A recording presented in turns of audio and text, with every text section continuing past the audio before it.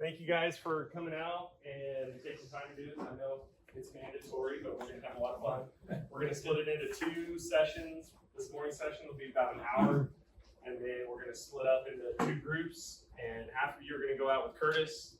We're gonna do some stuff in the yard, and then the other half is gonna stay here. We're gonna do a little more with the computer. So, who knows what precision ag is, or who can tell me a definition of precision ag? I guess the definition I would use is using technology to actually accurately know what you're doing when you're farming. Yes. Like from seed count to your spacing to what is your machine actually doing. Yep.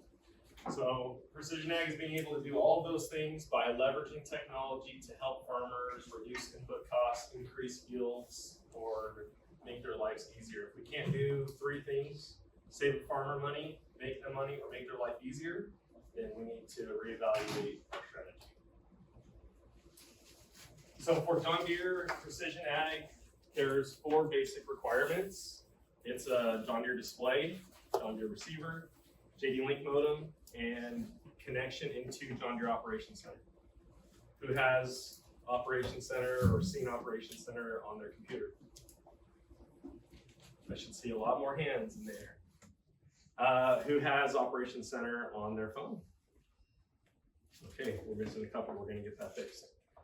But being able to get JD Link modems connected on machines is how we get data into Operations Center, and that's how we create stickiness with our customers and tie them back to us. And by the way, you may want to take some notes on this stuff as we go, because some of this stuff will be on the quiz at the end.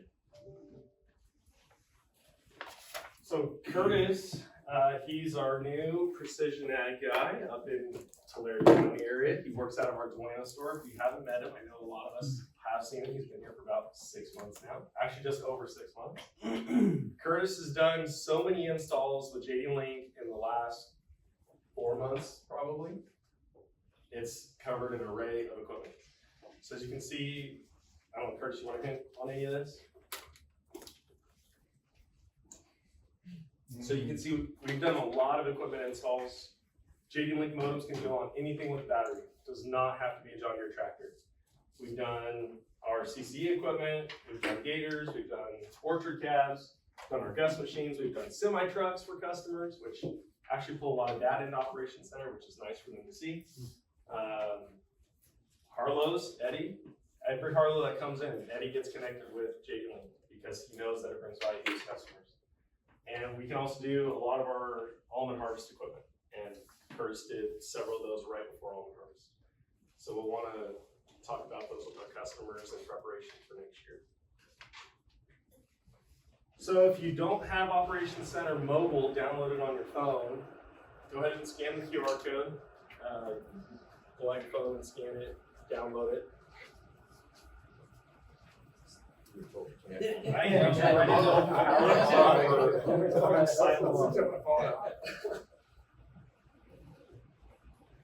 You can turn your phones on, scan the QR code if you don't have it.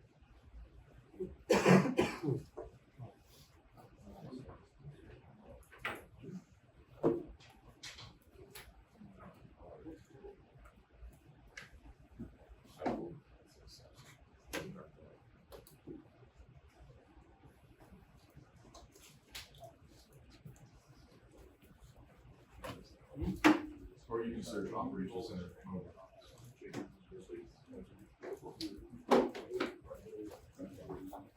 You got chicken grease on your camera. Right. I'm listening to you. I'm doing like 3 different things. Okay. Can you give me an hour? I got my notes right here. Can you give me an hour? Yeah, I got my notes. I'm wearing my notes for you. Everything. Sorry, just checking. Sorry, you got like people screaming on my neck. I get it.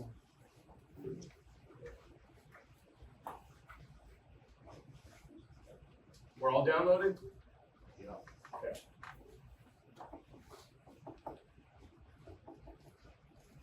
So who has created an account for a customer? Who of our salesmen have created accounts for their customers? Nice and high, hands high. I'll see it. John Shell, not yet. Mike, not yet. Steve? Oh, yeah, I got it, yeah. Yeah. I Okay. have a long time ago, I don't know if I remember.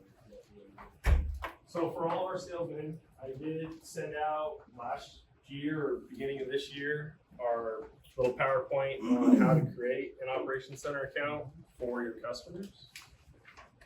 So just put these in your books. We're gonna go through this, but you can follow along with us. And you can reference the electronic one that was emailed. Thank you, Morgan.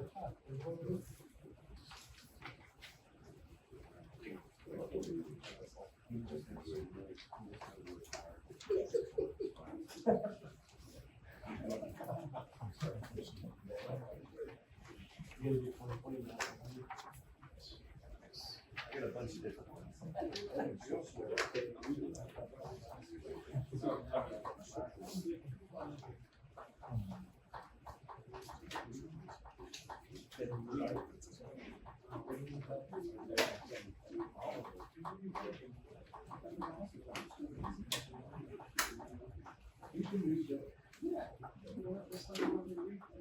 You guys all have electronic versions. This is just for your book. Yeah. Okay.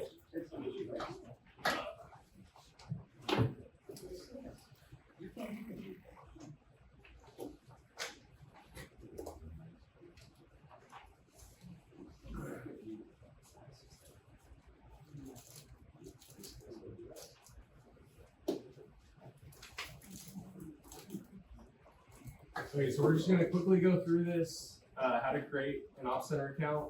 That way you all understand the different steps, and we're gonna highlight some important notes when we're creating accounts. One thing that Curtis has done in the past, if you're creating a new account for a customer and you're signed into your John Deere account, so you don't have to sign out, create a new tab with an incognito browser, and then it will not pull in your information, so you can have both yours and the customer's at the same time. So you're gonna go to John Deere Operations Center online. You're gonna select create an account for a customer. You're gonna fill out their information.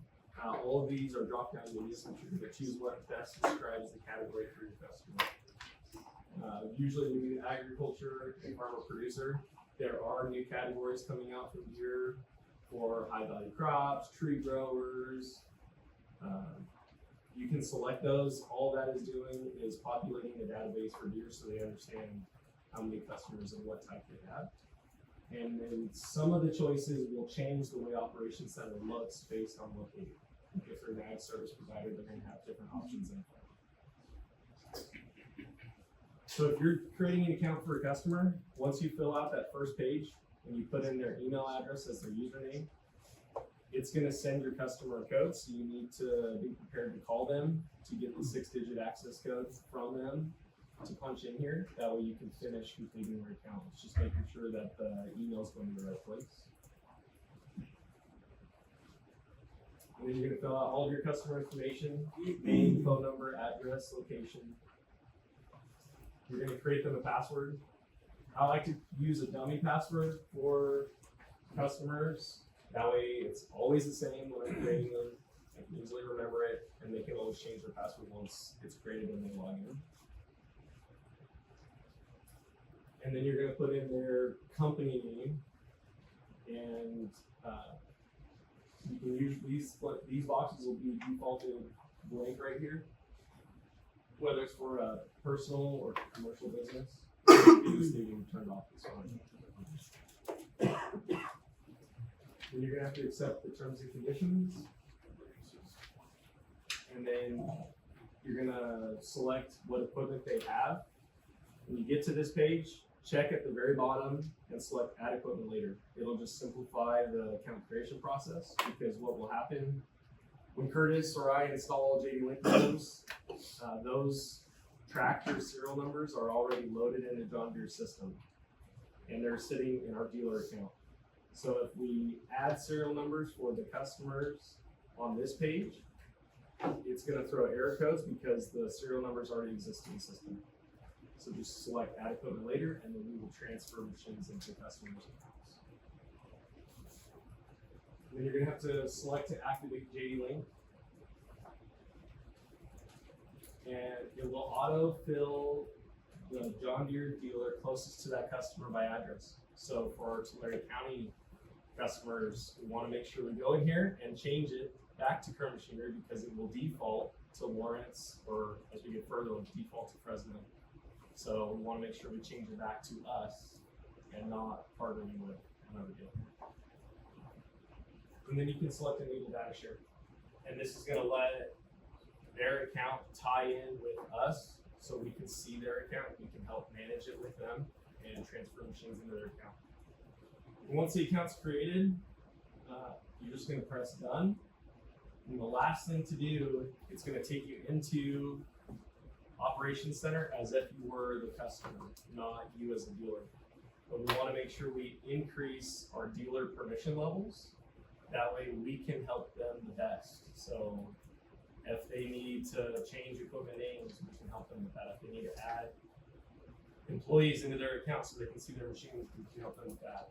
If we need to know where their equipment is, we can go help service them. Or in odd cases, if they're not paying their bills and we need to go take the tractors back, then we can get there. So it's important for us to get permission levels increased for us as a dealer in order to help them the best.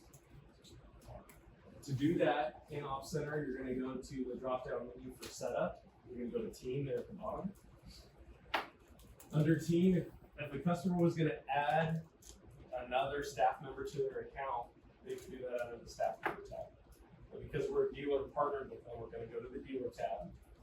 You're going to select the name for us, Kern Machinery. It's going to open up the drop down menu on the right hand side of the screen. You're going to go to access granted.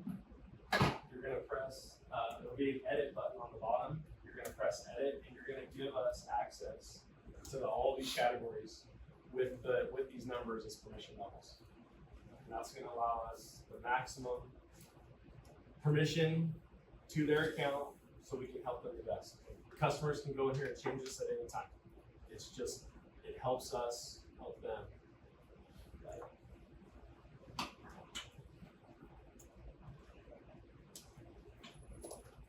So how many of you have set up Operations Center account? Raise your hand. All of our salesmen have. Because we should be doing it with making sure that every tractor that gets every piece of equipment, mainly the John Deere stuff, that they have an Operations Center account when we deliver it. It's part of the check-off sheet for the items that you're supposed to do for that customer.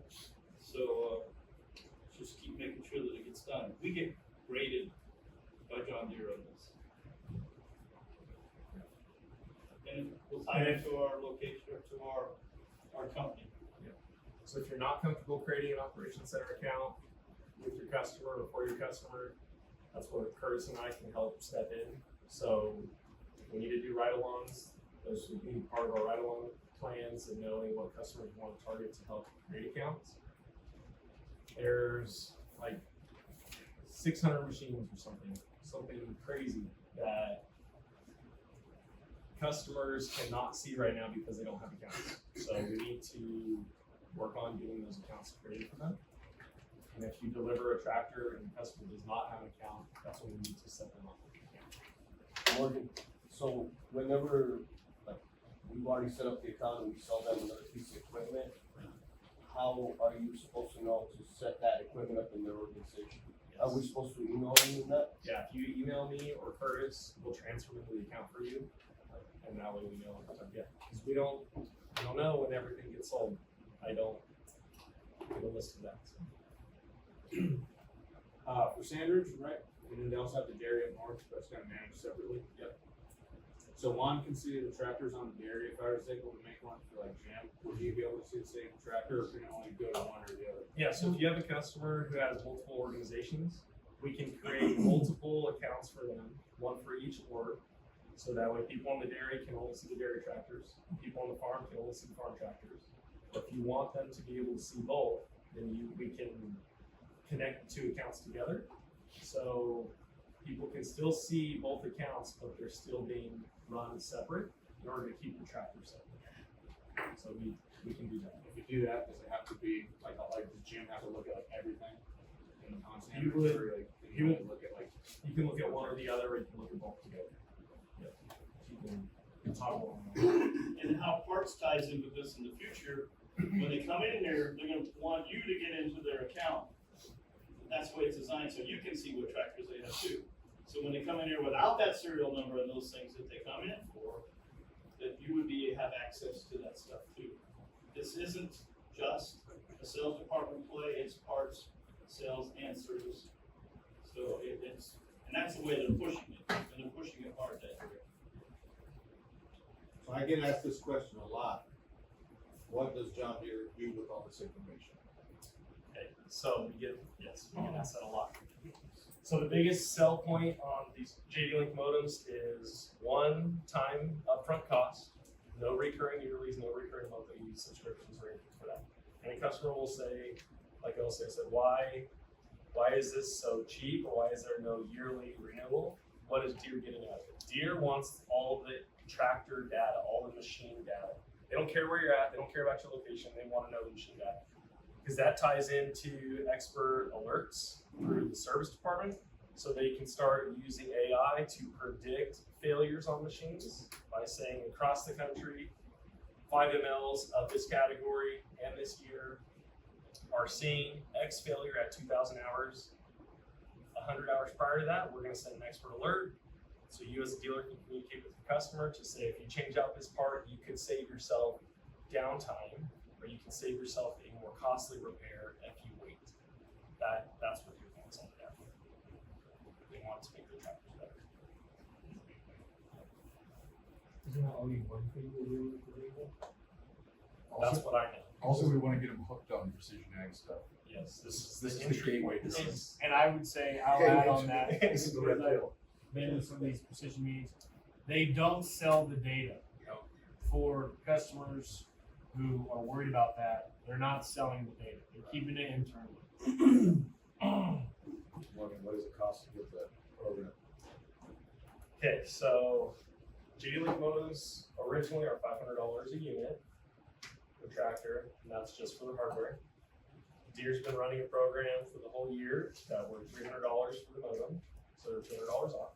That ends at the end of this month because it's the fiscal year. So we are hoping that Deere renews that program in 2026, fiscal year 2026, but there's no guarantees. So you just pay $500, put it on, and Yeah, that's for the device. If they want us to install it, then we do shop rate. okay. And some tractors have parts and harnessing and different things like that, but But currently, there is no recurring subscription on these either. yes. You pay one time. If it was GPS you're looking for, you have GPS right now forever.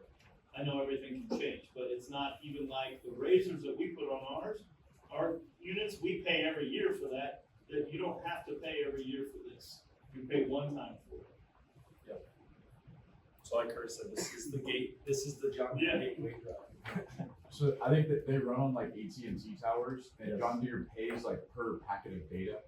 And so they basically know if this machine runs 80 hours a week for 6 years, it's going to use this much data. And so they just price that into the cost of the hardware, and then you don't have to pay a data bill. We can all speculate on the technology changing and all those things happening in 5 years, 10 years, or whatever, because it will. It's moving quickly.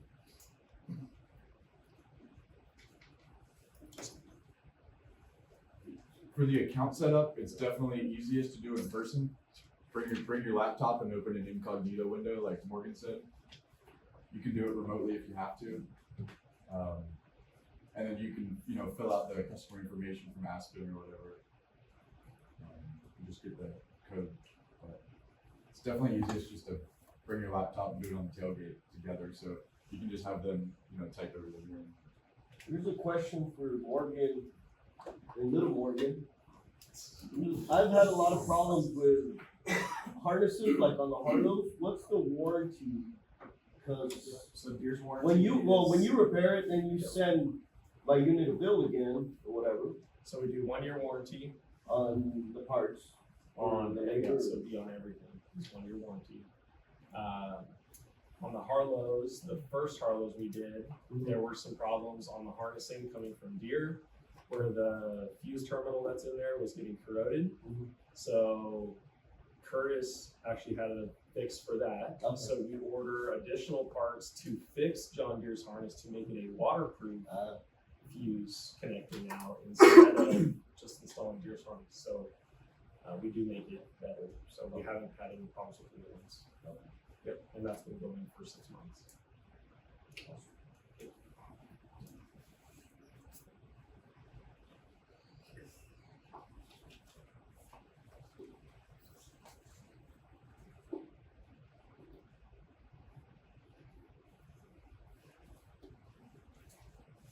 Is that the view from your pool morning? Oh yeah. Okay. Right. So if anybody hasn't seen Operations Center, let's just do a quick walkthrough of what Operations Center can do. So I know this is very messy. This is our Kern machinery owned customer account. So if a customer does not have an organization, their tractors get put into this account. And that way we know what customers we need to go target and focus on in order to help get accounts set up for them. But with the tractors being in this account, our service department can see where the machines are at. If they get a field call, they can get driving directions to the machine right from here. So if we just take this machine as an example, I'm going to click on it. It'll pull up more information here. It highlights it here, so it's just outside McFarland. I can get driving directions, and it's going to take me like if you do this on your phone, you get driving directions on your phone, and it'll pull it into Apple Maps or Google Maps, whatever you like to use, and it'll take you right to that machine in the field, and it's pretty darn close to getting you right to the road if it's in the middle of the field. So this is a really good tool. On this machine, looking for a customer looking at information, they can see how much time was spent working versus idle in the day. They can see hours of operation, when it was turned on in purple and when it was turned off, and fuel consumption. A lot of machines will give you engine hours, fuel level, def level. Not all machines are going to give you all this information, especially if it's a non-Deere machine. We've connected to some harvest equipment. They do pull data, but it doesn't pull everything. So I know Ray and I were talking about this for a couple of customers that we're not getting engine codes off of CAT engines. If the manufacturer of an engine is not allowing information to come across their network, we can't pick it up. So we try our best to pick up everything that we can. And depending on the machine, there's like 3 or 4 different software configurations that we can have uploaded to these JDLink modems in order to try to pull more information, and that's something that Curtis and I work with Deere on to try to get things connected. So the hardware for the JDLink modems, this is what we have, 2 options. And I'll go over this more when we hit the slide. So good morning, I'll wait. On the CAT engines, does it matter? Is each one unique?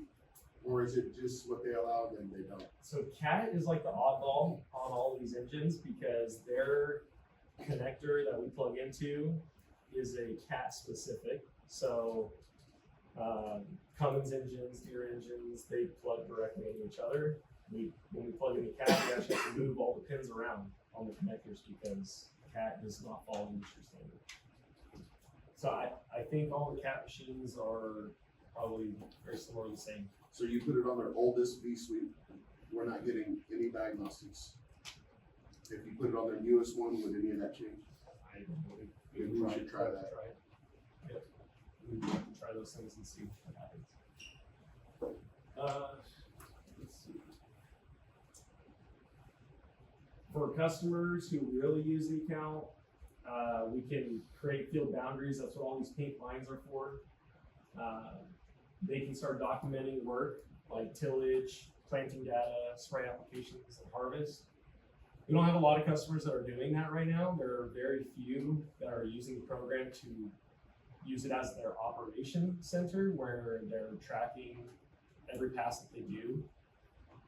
Some of our customers that are using more technology do use the program to track all of that, but at the basic, what we want is everybody to have an account, everybody to have their machines connected, so they have visibility of their machines, and they know where they're at and what's going on. With machines, you can see location history. So this one looks like Farland. All those green lines show me where it was at and where it was today. I can look at history on it. I can look at yesterday, the last week, the last month, and it'll show you where that machine has been in the last month. There's a lot we can do. We can start to create work plans to send the machines to collect data. We can create maintenance intervals so you know when your service is coming up. We can create prescriptions for liquid applications and dry rate controllers. So there's a lot of things we can do. But just to get customers started, we want to give them connected phones because that is our gateway drug. So once they get connected, they always want more. Curtis, anything I'm missing here, just as a quick overview? Alerts there. Okay, right here. So yes. So if you are looking at a specific machine and there's any trouble codes or alerts, they'll pop up right here under this alerts tab. And it will show you over the last, this is looking at today, there's no codes. If I look at roll 30 on this tractor, there's also no codes. So if there were codes coming from the machine, it'll get sent. If they have Opcenter or mobile on their phone, it'll get sent to their phone as an alert. Like you would get an alert, your text message popping up on your phone, it would do the same thing for Operations Center. It'll tell you there's a stop code for whatever tractor. So you could call your driver and tell them to stop if they're not stopping or not paying attention to it. What's the default severity now for when we log in a new customer? I think it's red. Red? Actually, I think default is all codes. So Anytime the operator gets out of the seat or puts yeah, it in neutral, yes, you're gonna get all those. You have to go in and change that setting on your phone. You can change it to red and yellow or just red alerts. Yeah, so from the web browser, you can only set up alerts to an email. But when you turn on these custom alerts for a machine, then you go on your cell phone and say, I want alerts from the machines, and it'll go to your phone. It's separate computer to phone. And then if you go to home, also there's a list of all alerts for all your machines.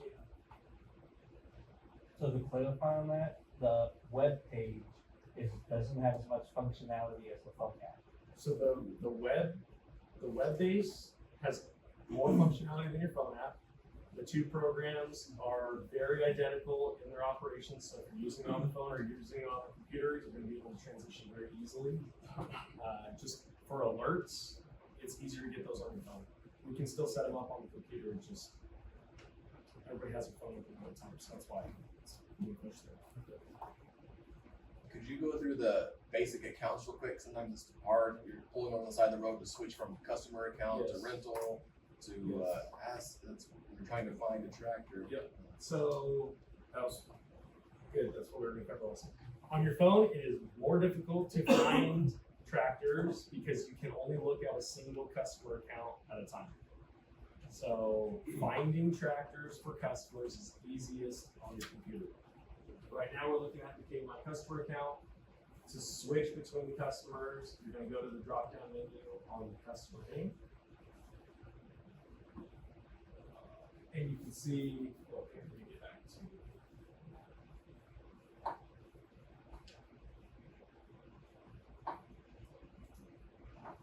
so right here on this drop down, you can see all of our customers that would be partnered with us.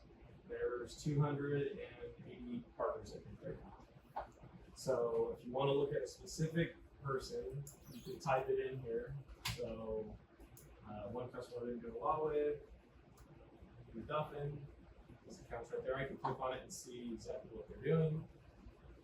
Or you can select all the machines, and it would show you every machine that's connected with us in the account. I think there's like 2,800 or 3,000 machines that are connected. There's a lot of machines. So A quick way to find if a machine is connected in Operations Center is to use that select all button and then just type in serial number, whatever serial number you're looking for, and it'll pop up. If you don't see it there, then that can mean two things. One, it does not have a modem, or it does have a modem, but it's not partnered with us. So the other way to search that, you go to setup and equipment, and the dealer tool only is being able to do a global search in all of John Deere's database. So you want to search that also. There's two places that we're going to search if you can't find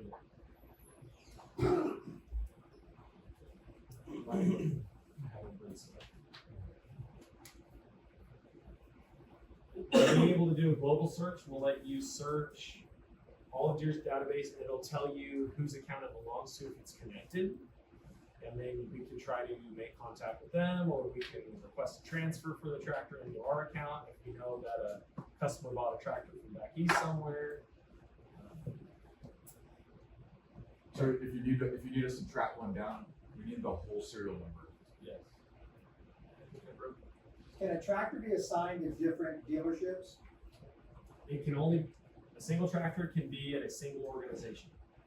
So, It's like virtual custody, yeah. essentially. But So we have to be the partnered with orgs can have multiple dealers on their account, Yes. like a Facebook group.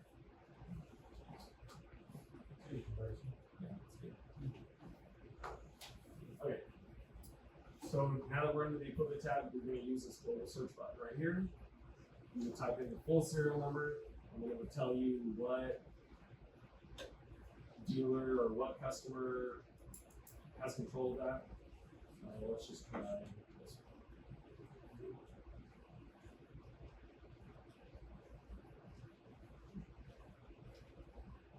So it tells you who the responsible dealer is for machinery and what account it's in now, which is under the K Line customer account. So if that tractor was under an account of another customer and somebody else bought it at auction, then we would need to request a transfer of that machine from the original owner to the new owner, and then the original owner has to approve the transfer before it can be released. It's virtual custody.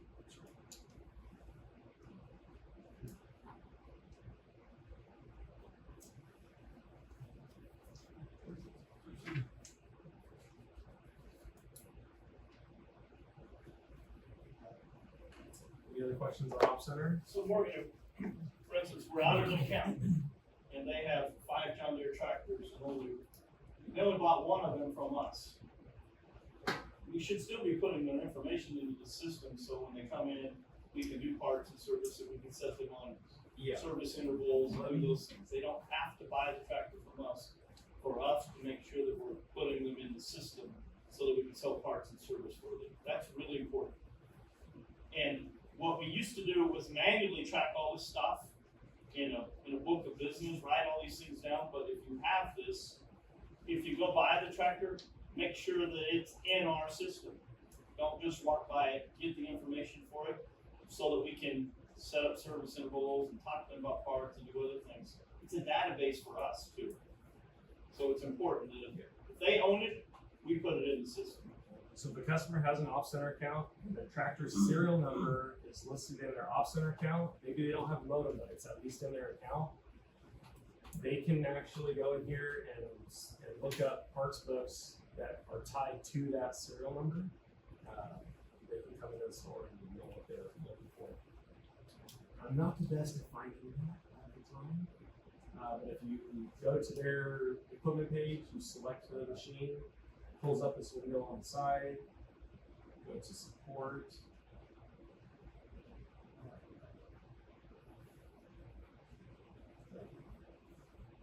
It'll tell you when the warranty's up, operator's manual, parts catalog.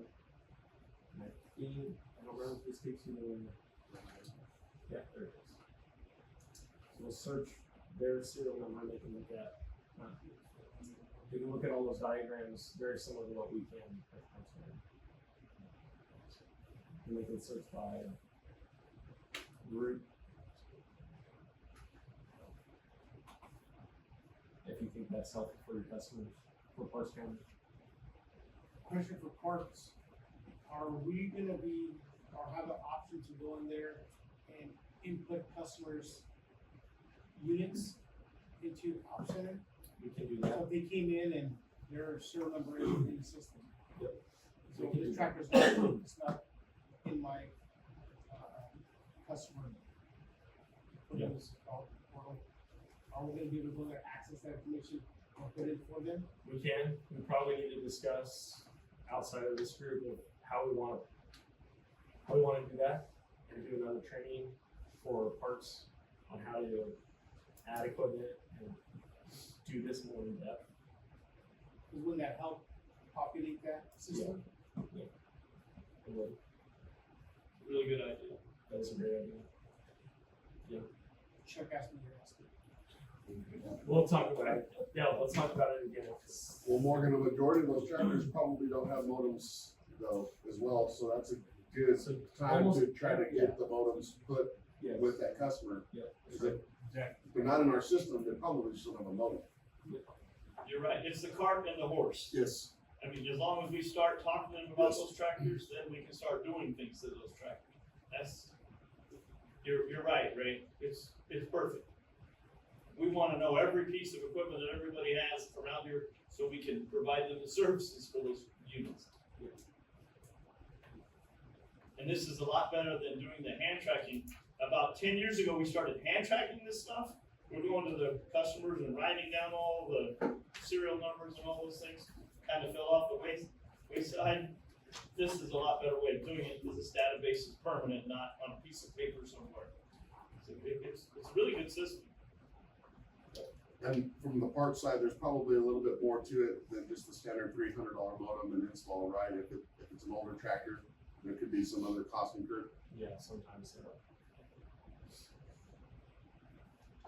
Does equipment mobile tie into Op Center at all? We have a lot of the new cut tractors coming with the Bluetooth, smart connector. And they're encouraging equipment mobile. Equipment Mobile does tie into Operations Center, so if you have an Op Center account and serial numbers in that account, it'll link right over to Equipment Mobile. If a track, like the cut equipment has the, I forget what it's called, something link, whatever. Smart connector. Those don't track location history, so it will not show history of location in Op Center. It's only for you to be able to like Bluetooth with your phone or Equipment Mobile to that machine to read diagnostic codes. If you have GPS on your phone when you're riding that tractor with the smart connector, then it will have. And it'll pull it through. Yeah. Yeah. Cool. So that parts manual there gets down and dirty into every part on that unit. Yeah, it does a really good job. It's very similar to what we can see in our first counter. So looking at wiring harnesses, it breaks it out. You can look at, I think Gridway's using that a lot. books. Yeah. They can select our dealership folks also be a part of the stock. Yeah. Buy it. That's, Yeah, customer PC. that can be scary too. More of an Amazon effect there. I mean, if they can look up the part and shop it all over the place. So you're saying right now they have the ability through here to go and obviously look at the part, and from there they can also see if we've got it in stock? They can't see if we have it in stock. Because we aren't using their system, We're so not our using- system isn't connected, but other dealerships are. Oh, Equipment Mobile too has videos that show customers how to hook and unhook like their loader, their backhoe, what parts are, attachments are compatible, so they can be sitting there in a commercial break in their house, watching how to hook up their equipment for the next day and stuff, too, so there's a lot of good things. And what their goal is it's AI. You ask your phone, and it looks up the stuff and finds the stuff for you. And obviously, I'll say too, you know, obviously, you guys know your customers, not every customer wants to look up their own part, right? A lot of customers do, so it's different, but this is a good tool from the toolbox to be able to offer. So I know these stickers are at our parts counter. That's a QR code for Equipment Mobile. So you can have your customers download it. But yes, they can see manuals, they can see diagrams. if they're running like a John Deere sprayer, they help them with nozzle calculations and all kinds of stuff. There's so much you can do. Okay, we're gonna move on from this since we have 20 minutes before we get ready to check our phones and split for our next session.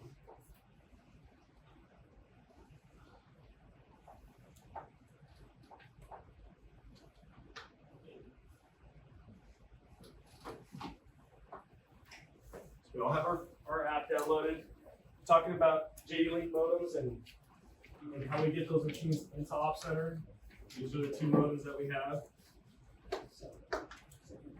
Kind of following the progression of modems in the past. We started with 2G, 3G terminal modems. That's what they look like.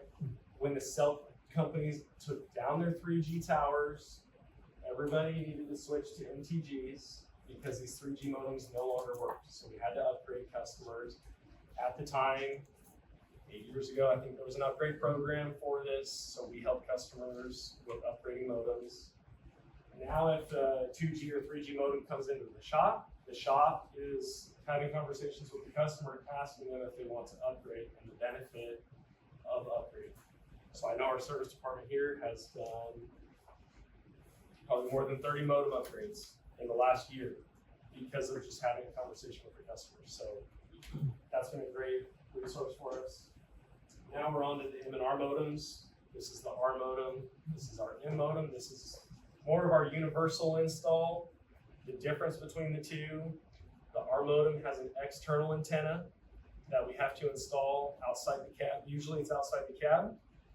The M modem has an internal antenna built in. So that already saves about $500 in cost by just going with an M modem. The other difference with our R and M modem is that if somebody wants to do machine sync and they want their tractors to pair with each other and drive with each other in the field, you have to have an R modem because it has to have an external antenna. We have one customer in this area that's using machine sync for potato harvest, and they had to upgrade to R modems in order to do that. So those are the only differences. So we really push the M modem because of the easier install, more universal install, and it's more cost effective to get installed. Is there any other reason I want an R modem? So Curtis did run into this with another almond grower. We installed some M modems on their shakers, and in the field, the lines are not perfectly straight down the road because those machines are stopping and they're shaking all the trees. So the green lines that we saw on Off Center kind of squiggle through the field. So we did a trial with them. We upgraded them to an R modem MTG style with an external antenna, and it helped to correct that squiggly line on Off Center to make it more straight. So if that's an important factor for a customer wanting to know, I want my line to be straight, not squiggly, then Was there any practical reason other than that? That was it. Just what they were seeing? Yep, that was it. So the farther down the alphabet you get, the higher spec things are in Deere's world. So an E doesn't have as many things as an R, and M doesn't have as many as an R. A lot of, in tractors it's that way. Our E doesn't have near the excitement that the R has in those tractors. So I don't know if everybody knows that, but that's why those numbers on the side of the hood mean something. Well, it's no different than these modems. The R has more features than the M. But the lines are straight in the field, it's just on the screen, squiggly, because they go really. Well, the problem is that the M modem has that GPS antenna in it, and we're putting it in the cab to kind of hide it. And then they get under the trees and it just loses GPS. Yeah. So it was actually not tracking the machine. But the machine's doing the right. So we upgraded it, work. put the antenna outside so it actually track all day. So you did that on an M, or you went to the R? We changed, yeah. From an M, they went from an M to an R. Gotcha. Yeah. But really, to Matt's point and Morgan's point, if you don't care about the squiggly line on the map, it's not worth upgrading. Yeah. Okay, so one of the other foundational items in our 4 kind of key basics for precision ag are receivers. So going back in time, the Starfire 3000 receivers started in 2010, and our customers have been running these for a long time, most of them with RTK. So to get to RTK on a receiver like this, it took a lot of work. We had to get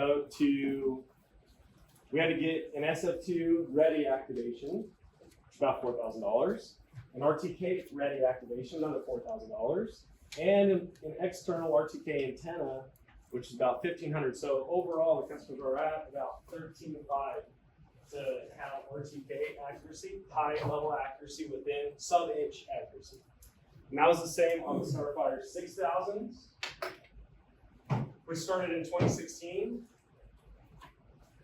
So that's what we have here. And now we're on to our newest receiver, the 7000, 7500, which started in 2022. You can see the activation level there. In order to get high level accuracy, now, there's a new program, it's called SFRTK. No external antennas, no additional hardware, no additional permanent licensing. It's a $1,500 a year license to get them sub-inch accuracy. No connection to radio, RTK, base station towers that can take that unit anywhere in the country. They're gonna have guaranteed, repeatable accuracy, sub-inch. It is a much better system. It's a lot more affordable. Something like that in your first year is less than $6,000. So it's a lot cheaper. Morgan, can you explain the RTK and sub-inch and kind of all that stuff? Yeah, so all receivers come base level SF1, that's within 6 inches on a line. So if you're trying to keep your tractor driving straight on a line, you're within 6 inches. Moving up to RTK is gonna get you down to sub-inch, so that tractor is gonna be right on the line within an inch of accuracy. And that's what RTK's advantage is getting the tractor tighter for pulling rows. Why do I need sub-inch accuracy? Pulling Other than rows. pulling rows. Why do I care? You want your lines to be straight? But for Yeah. parts, you know, I'm Straight. You won't destroy crop. Yeah, Crop. just, yeah. You won't be You're running not gonna run over your crop. beds. And things. just from a broad understanding is why I'm asking Yeah. the question. And that would be their main reason, because they don't wanna run over what's in the field. So when RTK started, kind of in 2010, when the SF3000 receiver was released, Kern Machinery put up a dealer-owned tower network. This is our tower network. You can see the map on the left. It shows where all the locations of our towers are. Today, we have 38 customers on that network with 82 units. That number has decreased in the last 3 years because we're switching customers away from RTK into SFRTK to getting a much better service platform. Last year, we did raise our rate for our renewal on RTK just to make it a little more competitive with Deere's unit, and because we have not had a rate increase since 2010 when we first implemented our base station. That was 15 years ago. We haven't had a rate increase, so it's time to get people on the new system. When we come from radio RTK, you've got to have your SF2 ready, your SF3 ready, depending on your generation receiver, and your RTK ready activations. So right there's $7,500, and then you got a radio on top of that, plus your subscription to use it on the tower. So for an entry level customer, you're looking at close to $13,000 by the time you get all the hardware and the licensing to run that receiver. Versus now, we can pull one of these off the shelf, put a license on it, and you're out the door for less than 6. And if something would ever happen, these licenses can be transferred from one receiver to the next receiver, integrated, not whatever. This pretty much takes all the guesswork out of it. We're pretty much getting, sub-inch accuracy with very little investment, and pretty much now we're walking straight into the skill. Stick on the machine, get a license, and you have SFRDK. So utilizing receivers to give us better accuracy and help reduce the technical level of operators in the field from trying to drive tractors straight themselves. SFRTK allows you to not have to switch when you're going field to field between radio-based networks and make sure you're always receiving a proper correction signal for guidance. It also gives you the same year-over-year repeatability and sub-inch accuracy as a radio-based network. At 21st Century, because we have this capability and cost and maintenance on our RTK networks, we are going to sunset our RTK networks on December 31st of 2026. This is done so it can allow our customers to, again, move forward with the latest greatest technology and make sure that they have the right tools in their toolbox to get the job done. We end up being our only tool that will allow you to convert your guidance lines from radio-based networks to SFRTK guidance lines. So customers who've been running RTK, like we said in the video, we're going to be discontinuing our network in 2026, December 31st, 2026. Customers who are running RTK, we need to get them upgraded. So that is a plan that we're all going to put together to go talk to customers who have RTK to get them off of RTK to SFRTK. There's a couple options for them. They can trade in their units to get new units. They can run SF1 on their receivers that they currently have. There's no fees for that. Or they can consider putting up their own base station, and we can help with that also. But it's time to upgrade. It's time to bring customers into this new, I'd say, era of technology where we can get better accuracy without being tied to our networks, so customers don't have to rely on our networks being up to increase the uptime. But you're telling me, so all they gotta do is buy one of these 7,000s for $6,000 in the first year. Yep. And they can be sub-inch. Yep. And they've already upgraded 7,000 to 7,500, so. Which are identical, just About the same hardware cost, manufacturer. what is it, 6,000 you said? 6,000. And that's the.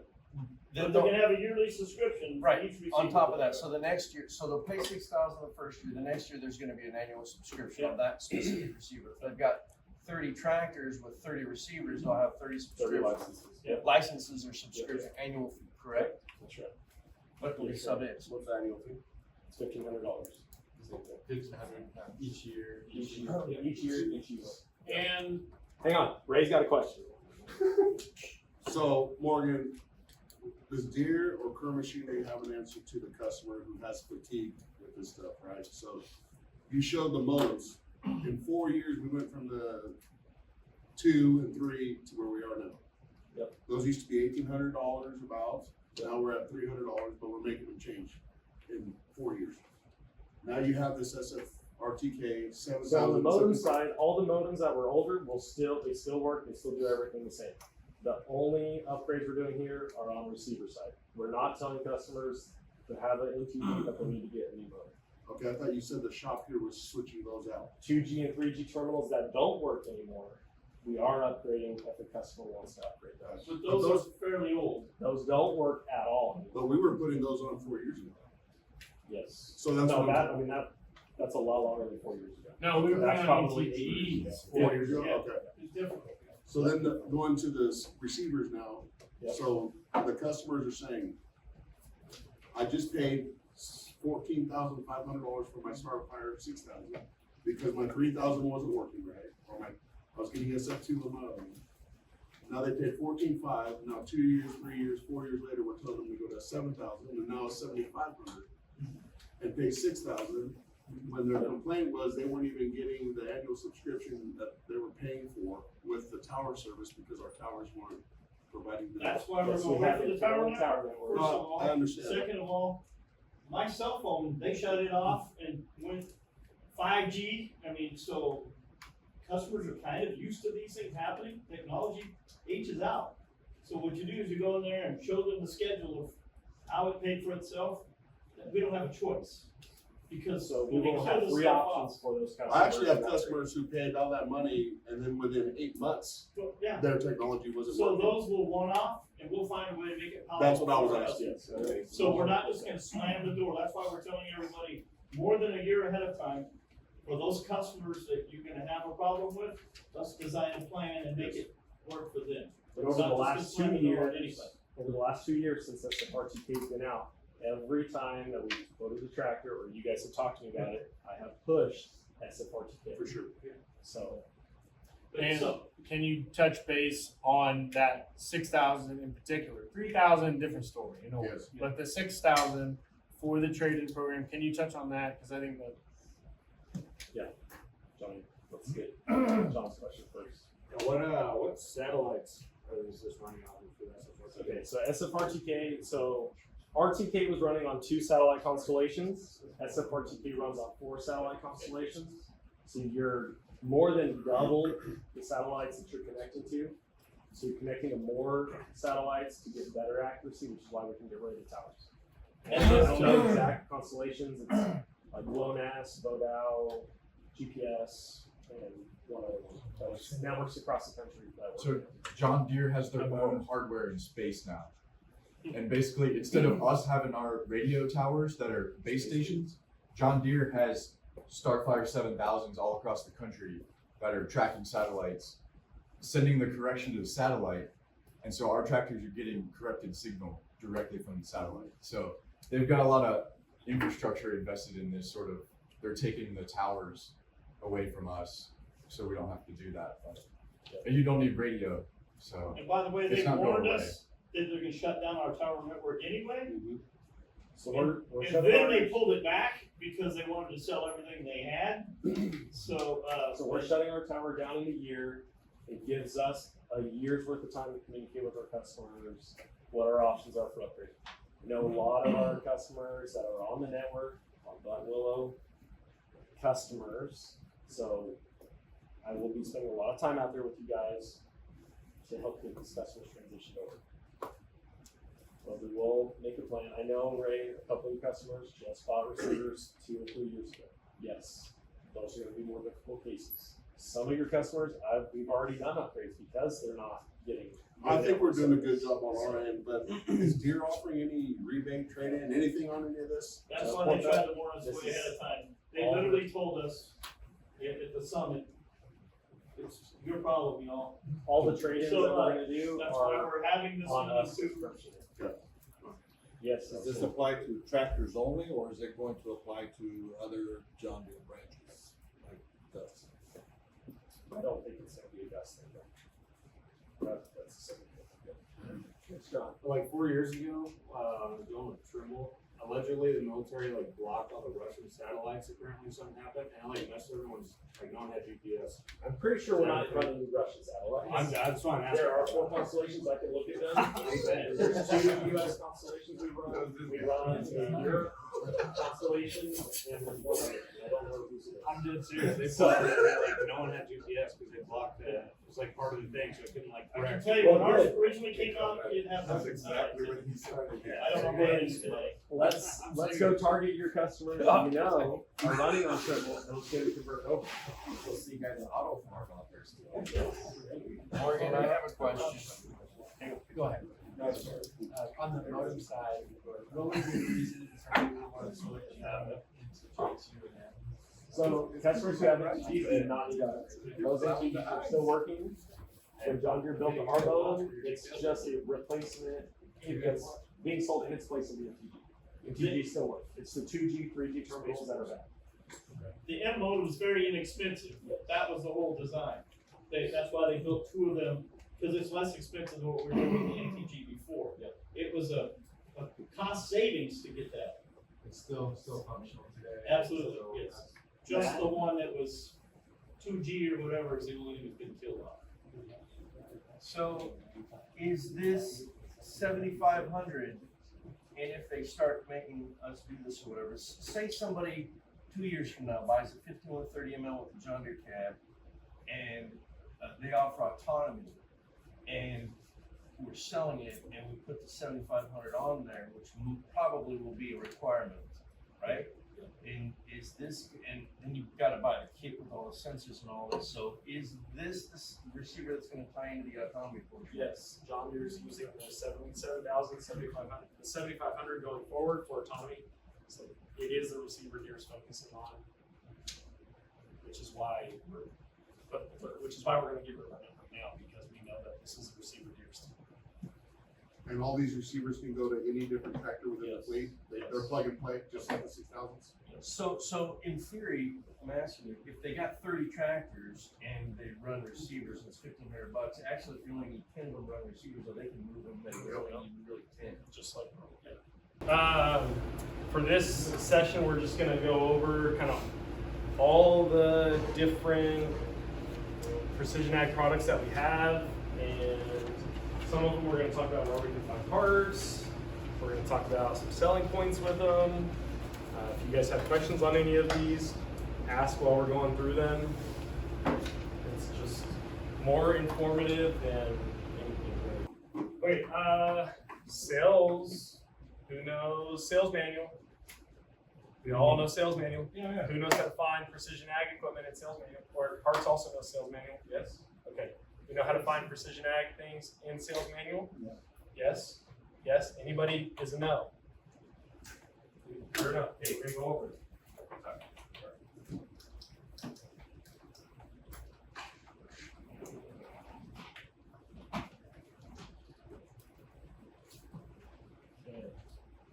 Let's.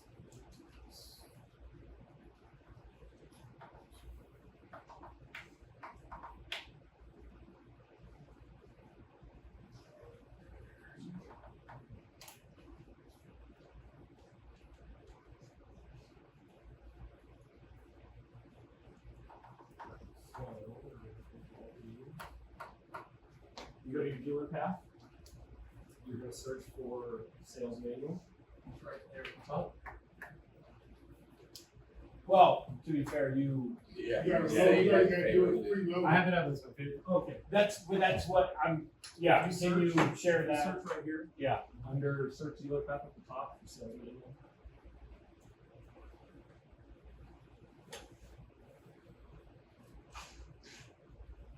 So Art, it's there because it's favorite. Yep. Not real big for more than just. It'll pull it up Yeah. for you. Right here. Yeah. Okay. And then. Is there a difference between the two? That one's just linking to different things within sales manual. So you just want to go to the first one that has more information. Another route is going down that drop down tab is probably easier, so they don't get confused which cell phone to use. Then you go to like little tabs. Now you just go to that and then you go to sales.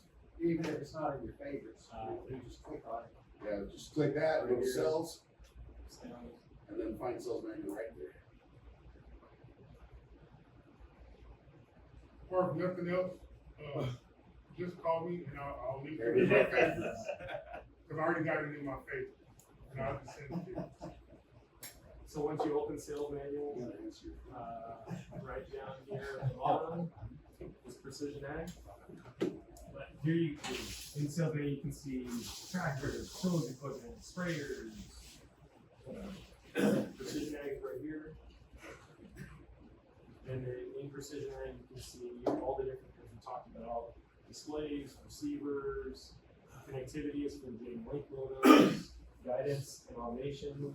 This is like tractor autonomy stuff, auto track for tractors, tractor unlocks for non-John Deere guidance. If somebody wants to run Trembush. Would you mind clicking one of those? Yeah, we'll click on display. So for displays, it shows all the new displays, the G5s. If you click on the G5 Universal, it will tell you all of the different like steps on that you can use for the sales tool. Can we in parts sell customer receivers? Yeah, Ray just sold ATU 300 to one of his customers. Not this one, Ray Parts. Yep. Cause I've never had a customer request one, that's why. Yep, you can. Now you can start asking. And when we sell those are sold as a whole good item because it's serialized. But you can sell it, yes. And for parts people, Ray, call me. I actually don't like the word sales manual because I think it's a poor like name of what it is. Think of it as like explaining how to do things. Yeah. Sales manual is just I think it's a poor terminology for us in the sales world. That makes sense. We understand it, but from parts people, it's like a how to. It is, cause we just went over it in our last training class, and that's what I was telling Morgan, that I found enough place where we can find parts for his receivers and all this other good stuff, and it's actually pretty cool too. So that's sales manual. You can poke around in there and just click on everything and read what's there. They have archives too for old tractors. That's sometimes where you can't find older stuff. Yeah. So there's an archives tab right there. You scroll right back. And it's kind of cool, So cause you like can look sometimes the at customer will be old- like, I got a 2016 such and such, and it's a different model, so you can actually look at the parts of that 2016. And you look at all models, and it goes all the way back to the ITC. Leave right there next to the home, right there. Morgan, when you click on the G5 Universal, just so I can see what it does. I don't know, AM down there. It takes you into the different tasks. You can just click on it, and it'll tell you customer benefits, why it's important, different like competitive advantages for the product.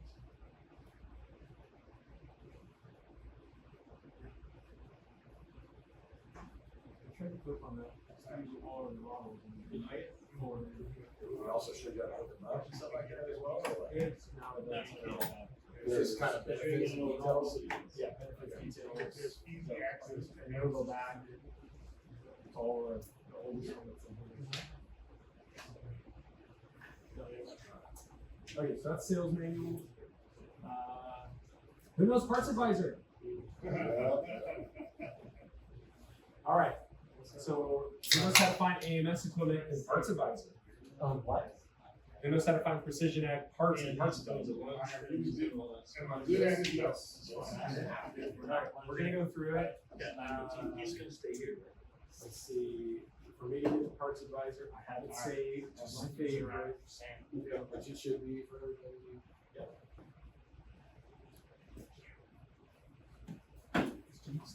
Jake, can you do me a favor? Can you grab my computer charger in my office? Sure. It's under my desk. White cable. Okay, so we all kind of know the Parts Advisor, but the way that I find all the Precision Ag stuff, I go right here to the model. I type in AMS, and it gives us a couple categories. We've got AMS tractors, AMS universal. I use them both. If I'm looking for something more tractor specific, like I want to install an auto track system on an 8000 series tractor, that's a 2013 model, an older tractor that doesn't already have guidance, then I can go to tractor specific and I can look at parts that fit that model, and it can give me bundles and kits and things like that.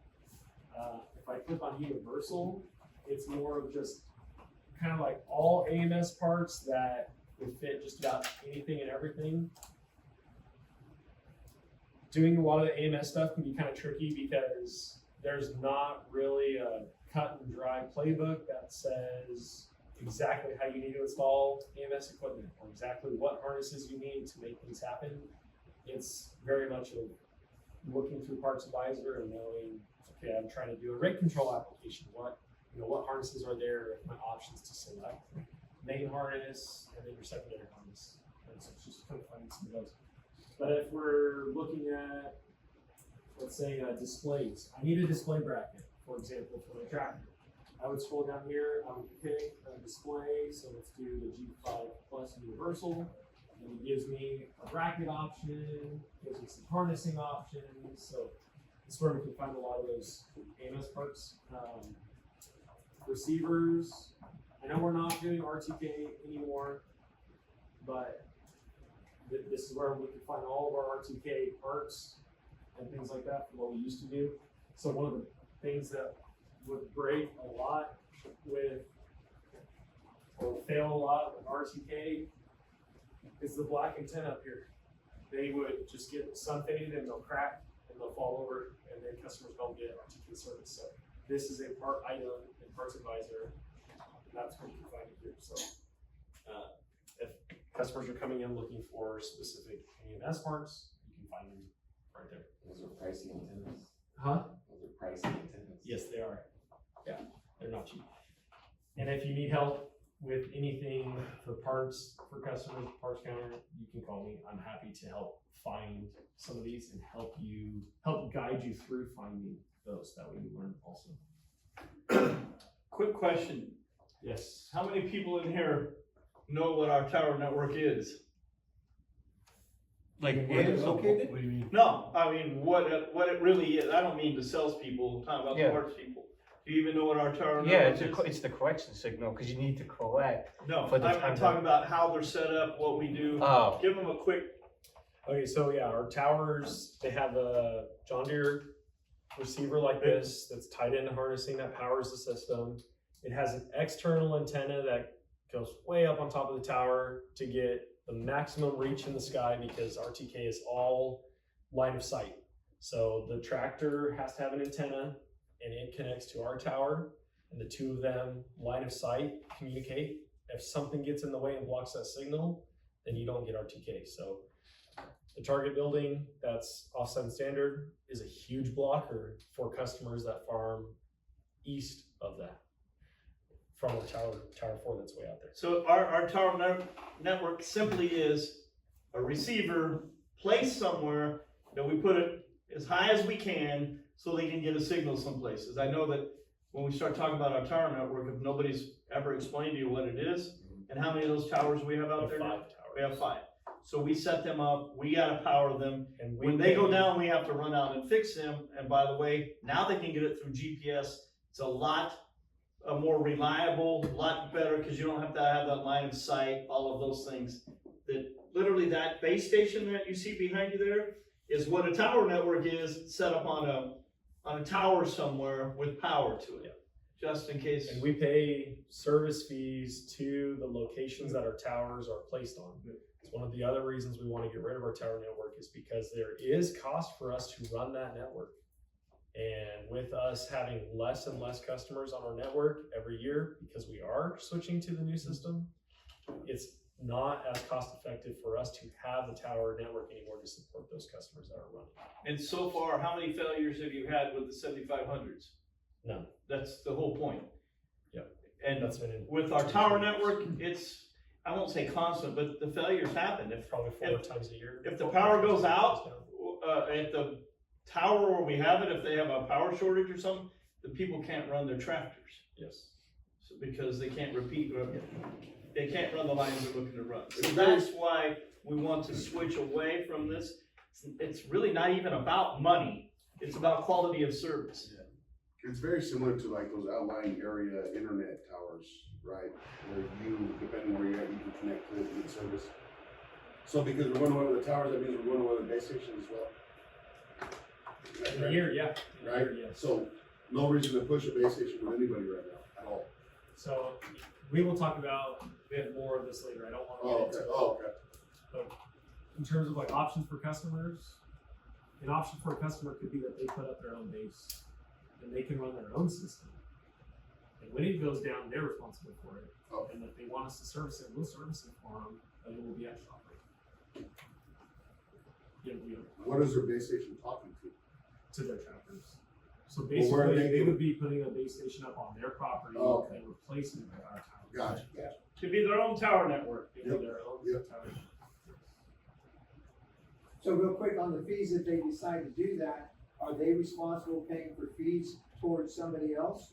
I mean, There would be no fees. there'd be no fees, once they put up that base station, let's say on top of their, you know. They can literally take 6,000 off one of their own tractors and build their own base station. I mean, their own tower network. Creeksall had one, I don't know if he still has it up there.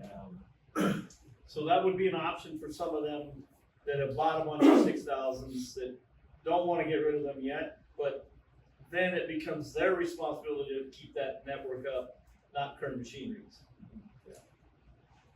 And if it goes down, we'd be happy to service it. Yeah. We used to rent the base stations for the need of bring planters and the weird outlying areas. Okay. So some of the software technology that are on tractors that we use, these would be, some of them are licenses, some of them are permanent unlocks that go onto tractors that enable technology, auto track. Pretty much standard on all tractors now going forward. That is the program that allows us to have the tractor drive on a straight line without users' input. Section control, that is an in-field application. If we're putting out liquid fertilizer on planted rows, if we're trying to do dry rate control applications in orchards or liquid for spraying trees. Section control. What's dry ready? We'll get into that later. Alright. So section control, as they go down and pass in the field, and let's say the planter's on the ground and it's putting fertilizer down, it tells the system, I've already planted in this strip, so if I turn around and I try to go back over the same pass, it will not let me run the functions of the planter to overput material out. It's a guarantee to the owners that your operators are not duplicating passes, which would, in theory, cost you more money because you're applying more seed, more fertilizer, more input, more time for the second pass. So it's there as a control to help you be more accurate. Does that system have a way of recognizing areas that are like low in nutrients? And So that's a totally different piece, and we'll get to that, which is very simple. In-field data share, that is if you have 4 or 5 tractors in a field working at the same time, all planting together, all of those tractors are communicating with each other. So if you plant pass number 1, and I'm going to plant pass number 2, I can see your tractor on my screen. I know exactly where you plant. And then if I try to go and plant over your pass and I have section control, it will not let me plant where you planted because it's already recording. Everybody is sharing together. Machine sync, that's kind of a new thing for us. We have one customer running machine sync. It allows a harvester, let's take potatoes as an example, potato harvester that's digging, is driving, it's speeding up and slowing down. The next tractor over that all the potatoes are dumping into can sync with that tractor so the driver can take his hands off the steering wheel. If the harvester shifts left, then the trailer that's getting all the potatoes shifts left. If it goes right, it shifts right. If the harvester speeds up or slows down, that tractor follows exactly in sync with where that machine's going. There is a lot more software technology that Deere offers that we don't use a lot of. There are things that are really designed for corn and soybean, and we try to take a lot of that and implement it here into what we're doing. So that's why I don't have a whole list. The other products that we have, John Deere Auto Track Universals. It's a universal steering kit. We can add it to just about any tractor to get steering guidance. We've got Smart Apply for air blast spraying, SurePoint, rate controllers, Gus autonomous sprayers, Mizoti, air assisted boom, open ground sprayers, Monozip for small seed applications, and then we did for herbicide spot spray. What kind of feedback are you getting on the ATUs? So yeah, we'll dive into all the things that are right there. So for the ATUs, they've been really good for customers who have them, depending on what they're doing. So we've got one of these universal kits installed on a 5 ml for 1 year almond trees. That customer's out of Wasco. He wants to be able to drive, he wants his tractor to drive straight down the road for him, so he doesn't have to steer it because his disc and his flow and his sprayers, he doesn't, what his problem is getting too close to the trees and knocking them over, or cutting drip tape with the disc. So he will be able to use that system probably for about 12, 13 years before the canopy starts to close in and starts blocking his signal. At that time, 15 years down the road, Deere will have a software release for orchards that will be your orchard guidance, and that'll be a yearly license, but he could purchase that license to still get accuracy on the canopy. So that, will get down the road future. We have another grower who has this on a New Holland tractor. He pulls cotton every year. That's all he does with the tractor. He has to pull rows of cotton, and it works great. Really? Yep. We have a system on an articulated cat, like kind of like a 9R, and it's for tillage only. It does okay because of the articulation. It's a different method of movement in a tractor. So for tillage work, which is all they do, it works. And it does hold straight. It stays within plus or minus 6 inches because that's what the accuracy is of the receiver. But they do pretty good. What are situations where it doesn't do Situations where it wouldn't be very good. No, it actually does a pretty good job. Even with like, if you wanted to go below 6 inches, it's pretty good. If you had the receivers, everything. Yeah, it does pretty good. Yeah. It's holding okay at plus or minus 1.5, or Yes. how about sub-inch? We ever run in sub-inch? Yeah, I'd say like Norman Shepherd is running cotton rows with it. I mean, that's good. He's happy with it. That's pretty good.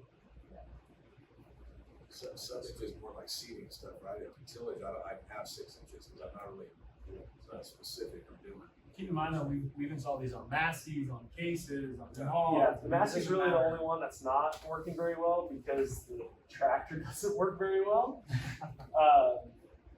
But our system it works well on its own. Yeah. So the John Deere ATU 300 is a universal install. You can pretty much install that on any tractor. When you install this on tractors, you also use the John Deere display and receiver modem, so the whole package is coming together to allow guidance for the tractor. It's not just a steering wheel replacement. You have to have everything else to make it happen.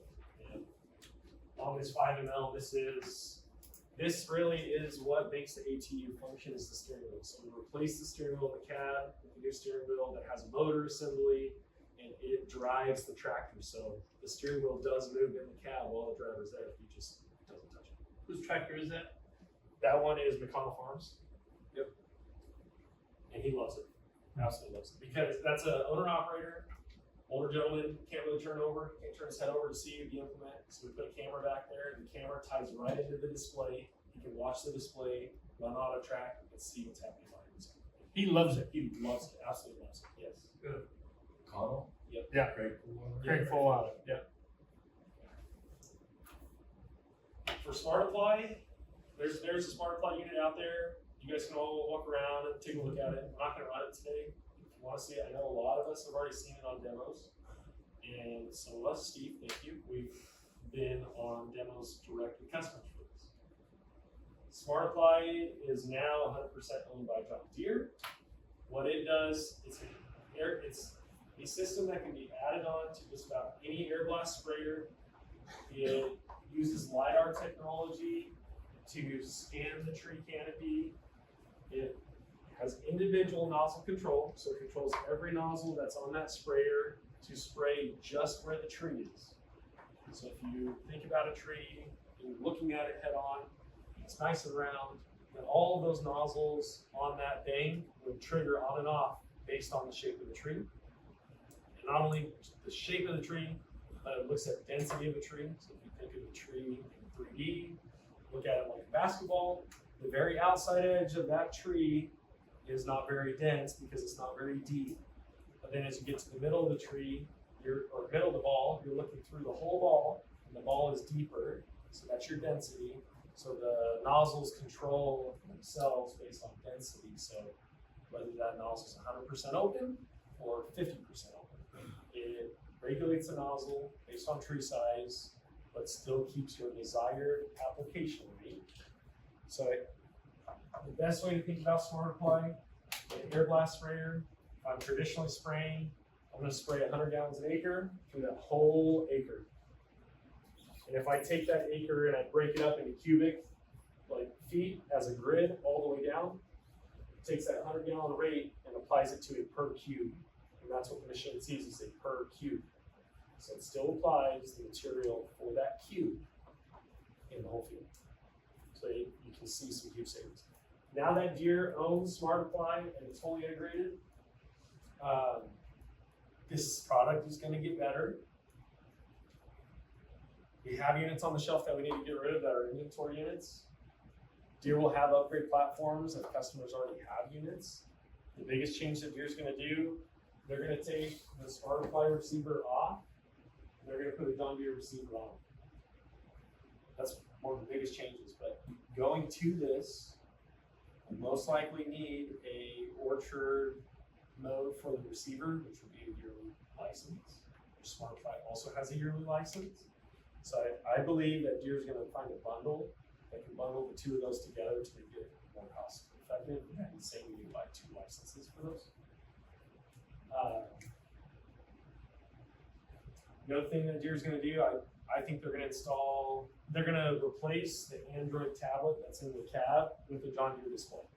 But that's not scheduled probably for another year, year and a half. So we can still sell Smart Apply now with what we have now. Customers will still get the value from it. They're still gonna get the return on investment. And then when it's time to do those upgrades, we could upgrade them if they want to, but their system will still run the way it was intended. Even if they don't upgrade, it's still gonna run. So it's going to get better, we know that. But what we have now, we should not sell it because it still works really well. Who's our point of contact with them now? Right, so that kind of plays into where can we find parts for that. So point of contact for that is still Corey Boer. Corey Boer used to work for Smart Apply. He now works for John Deere as the high value crop guy. But he's still our contact for that. With Smart Apply being owned by Deere starting fiscal year 26, so next month, all ordering for Smart Apply is going to be done through Building Price. And that's going to be a new method of ordering for Smart Apply because Smart Apply is custom per sprayer. So the Building Price option for it, you're going to have to take measurements of tanks and you have to order harness options through Building Price that fit your sprayer. So it's going to be kind of new model. Parts for Smart Apply are going to be shifting into Parts Advisor. So it'll be really nice for us to get parts for that because it's in Parts Advisor. Whereas before, we had to call direct to our contact and say, I need all these parts, and they would put the PO together and ship it. So it's a little more difficult to get parts through them. That's all we need to know. Will it be the same turnaround as our regular Deere parts? I believe so because I think they're going to stock them all at the Deere distribution locations. Yeah. Huge improvement because right now the way ordering is an Excel spreadsheet. I mean, for a new unit. So this is this is great improvement. I've ordered some parts from Morton. Yes. Yes. With Corey Boer. You gotta email Corey, you gotta talk to Corey direct. He doesn't always email you direct when the parts are coming, so it's just a lot of breakdown there. Right. So it will get better. Okay, Corey brought up rate controllers. What's dry rate control? What's liquid application? Yeah. All right. So for dry rate control, it's the ability to take a spreader that would be putting out manure, gypsum, chicken pellets, whatever. And we can put a controller, a rate controller on that unit.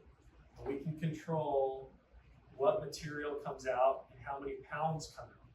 So if a customer wants to run a standard, let's say 2,000 pounds an acre, then that system is going to make sure that if you, the driver, speed up or slow down in the cab, it is going to adjust the belt to continue to throw 2,000 pounds an acre. Kevin, you brought up nutrient efficiency in a field. How can we make sure that we apply the right amount of material for an area? If we have a customer who's running dry rate control, who goes through their field prior to spraying, and they scan the field with like a ground scanner, and it tests for nutrients in the ground. So if they need more nitrogen in a certain area of the field and less over here, then it creates a prescription rate map, and that's what they use to spray with. So they know in half the field they need no additional nutrients because it's already got what it needs. But in this other half of the field, we need 500 pounds here, 1,000 pounds over here, 750 right in the middle. And as the driver drives up, the rate controller adjusts the rate of the chains on the spreader to put out the dry material. And the same would be for liquid rate control. We can do the same thing on liquid rate. But the thing with rate controllers is it helps to increase accuracy of rate to reduce your input costs or keep your input costs consistent, because if the driver is speeding up in the field, you're actually putting less material than what you should have put in that area, so you're deficient.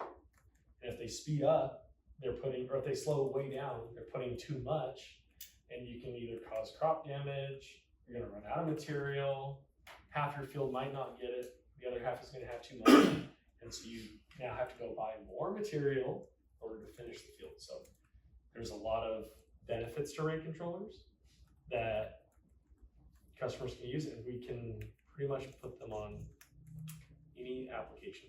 So Tyler, 6, 7, 8 years ago when he started, worked with Tasteful Selections and retrofitted all of their potato planters with a rate controller, particularly with Sentinel, and it's monitoring fertilizer at each row that the potatoes are being planted at, and it's putting out fertilizer in those specific rows, and it's controlling the rate, so when the drivers speed up or slow down, it adjusts the rate for it, so that way it's getting an even application. SurePoint is now owned by John Deere also. So we're gonna start to see a lot of the benefits that we get from Deere in service and parts through SurePoint. Ordering is still done through SurePoint, and I usually do that direct. And Tyler does it also direct with our contact there. But I would think that eventually parts would start to fall over, but I don't know when that's gonna be. I know they're not doing it right now. So to find parts for SurePoint, we do a lot of this in Buffalo.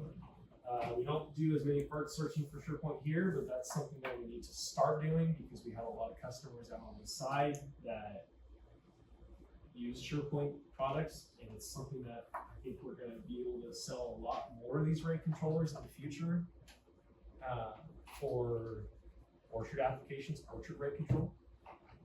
I'm going to get ready to do an orchard rate control demo with a grower up north in Tulare, or Tulare County area, and that'll be the first kind of orchard rate control application that we will have installed, but I know the product will work, so it's just, I think we can have a lot of success here. What are they doing?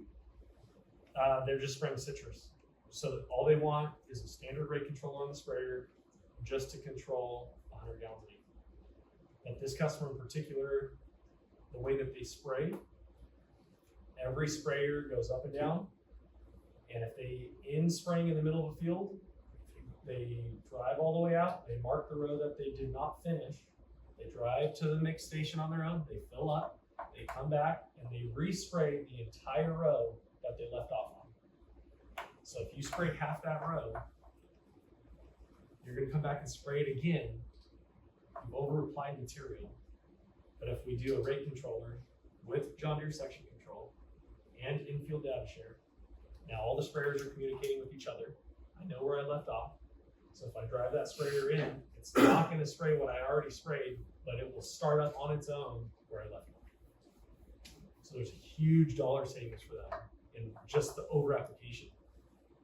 And you don't need, so you just hire anyone to drive that tractor. Yep, that's the idea, is you can reduce your skilled labor and just have a driver. I got one more question, sorry. It's the farm side of me coming out.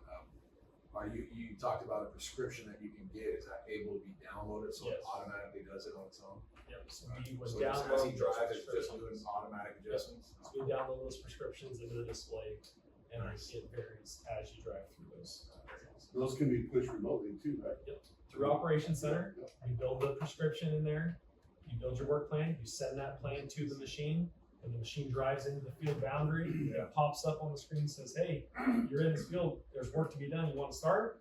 Yes, I do, and you're on. Done. That's the benefit of the boundary, you have it ready to go, so that it knows when it goes to the boundary, so it accepts the data pattern. Ready to go. Yep. It's neat because you can, I mean, this can be on a plethora of equipment. Yeah. Right? And it's not just a planter. It's sprayer, spreader, planter, you know, a And plethora of things. The nice thing with SurePoint is the user interface on the display is the same. So whether I'm on a dry rate controller or a liquid air blast sprayer, the platform looks the same, it functions the same, so my manager or my driver can just get in the cab and know what they're looking at, because it's all very consistent. So let's go and see where we can find parts here. Here, so you're gonna go to SurePointAg.com. You're gonna go to the dealer toolbox right here. And that dealer toolbox is gonna take you to this page where we can see the SurePoint web store. Now, Bud Willow Parts, I believe, has their own account to log in and order SurePoint parts from. I have my own login for SurePoint, so I can see parts pricing, I can put quotes together here, and then we can order with our sales rep. How do we get access to that database? So I have had ordered SurePoint parts, but I haven't called direct to get. yeah, so if we need to, there's a sign-in page right here, and if you're not already like if you don't have an account, it'll take you to this page here. There's a page in here where we can request access, and we put in the dealer name, and then they will grant us access to Kern machinery, and they'll create you your account to log in. So we just need to go submit the email for that. Yep. Okay. Morgan, a question, not to necessarily figure out now, but a question for that process.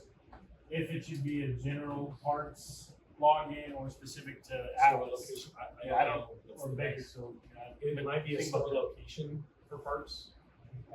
Buffalo might use the same login for all their parts ordering. I have my own login because I can favorite parts. But it really shouldn't matter. Yeah. If I favorite parts, you want to see the parts. Yeah, and not to figure out now, but food for thought. Yeah. You know. So I can just, a lot of our parts are going to be other application systems. And then I can search by type. So I've got dry fertilizer, liquid application. For liquid, I have pumps and flow meters and valves on these sprayers. So you can look to see exactly what we have. We do a lot of hydraulic pump parts. And we have PR17 is what we use on our machines. And it gives you parts breakdown, part numbers, all those things that we can order. Because we do use parts to build this concept. Everything's going to be a sure. sales manual on 26. I don't know if it's going to go to sales manual. I'll have to find out. I haven't heard it. I've heard about support plans. I want to show you guys where we can find parts for that stuff. At least we can come back and get the account set up for you guys.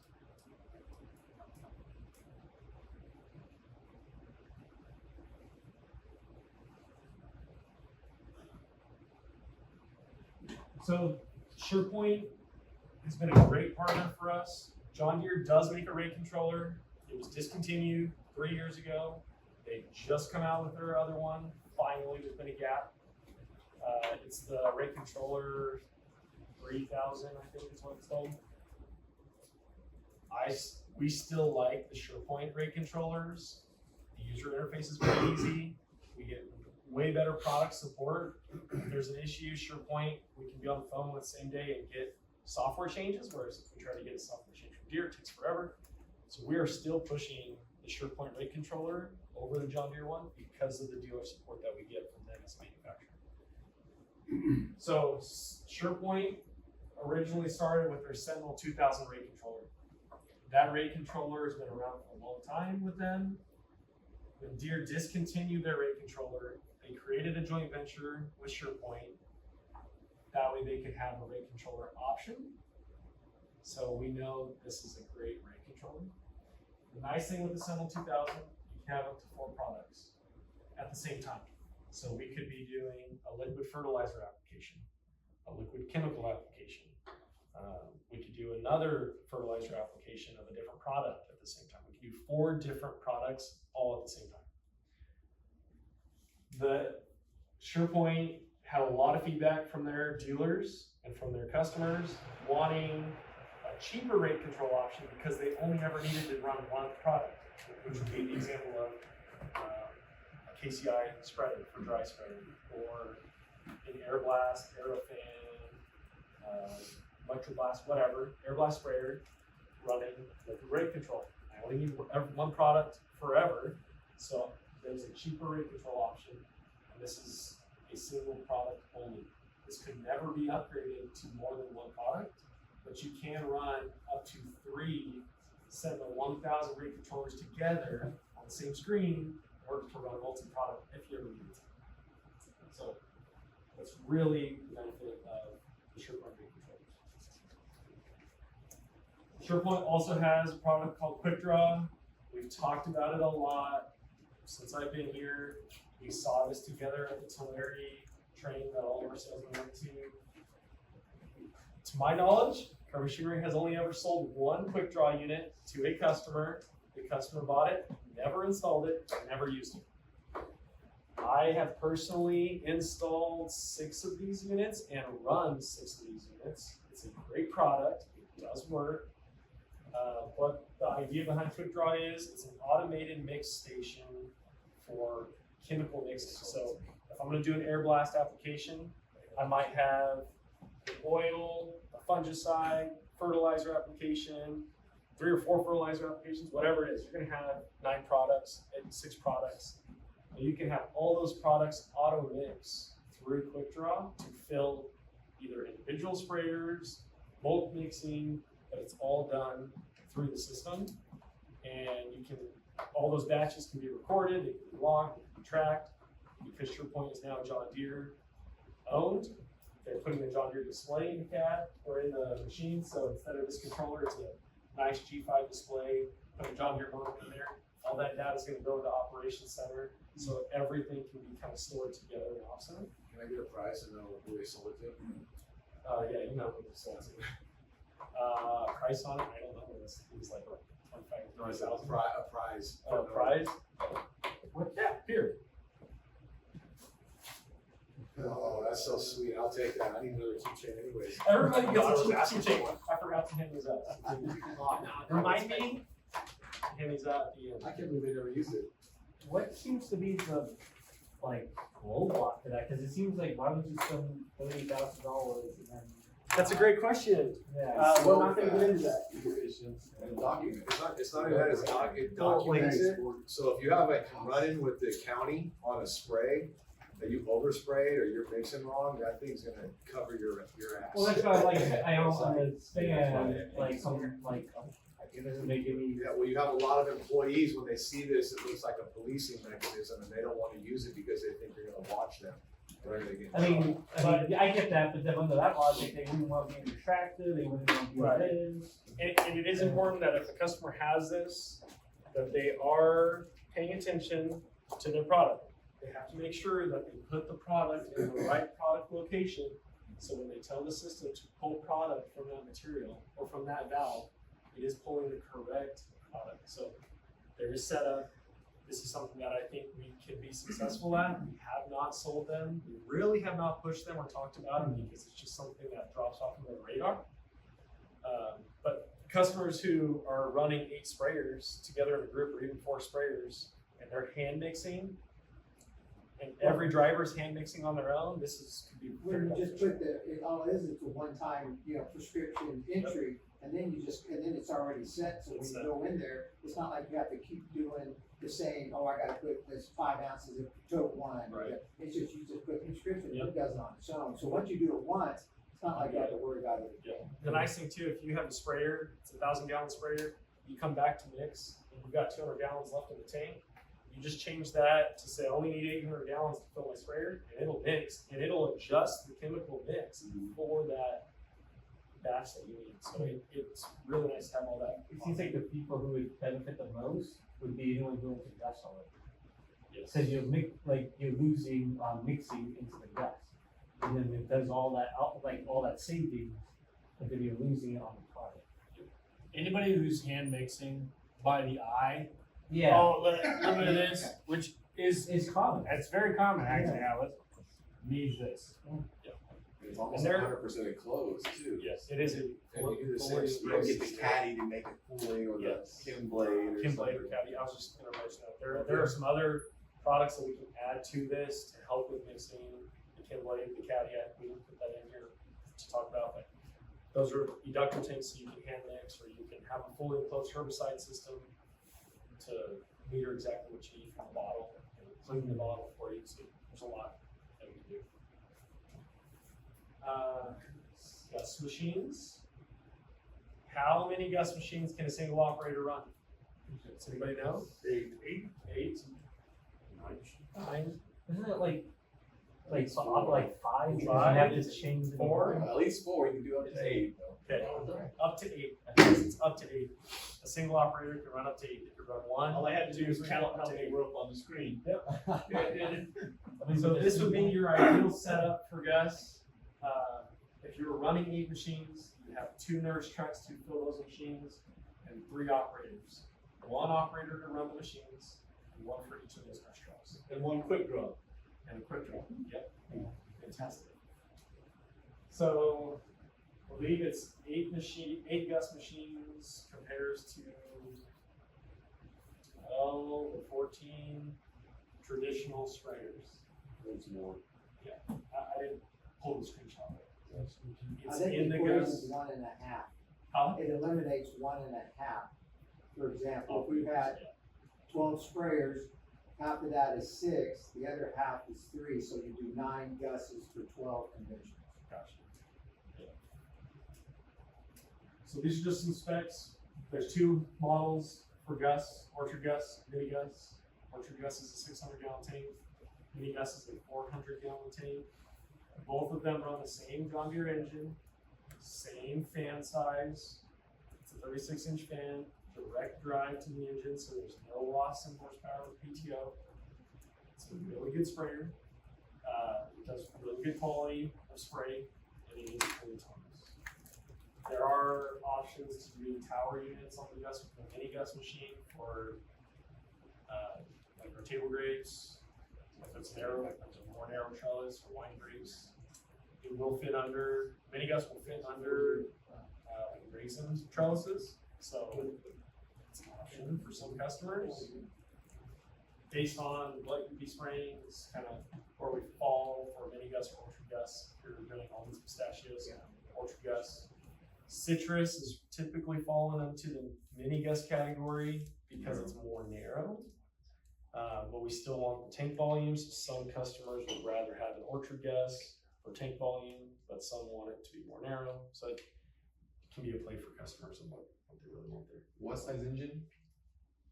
I It has- think it's on a it has 175, definite, though. 175 horsepower, I think. 445. I think it's a, yeah, 445. 445.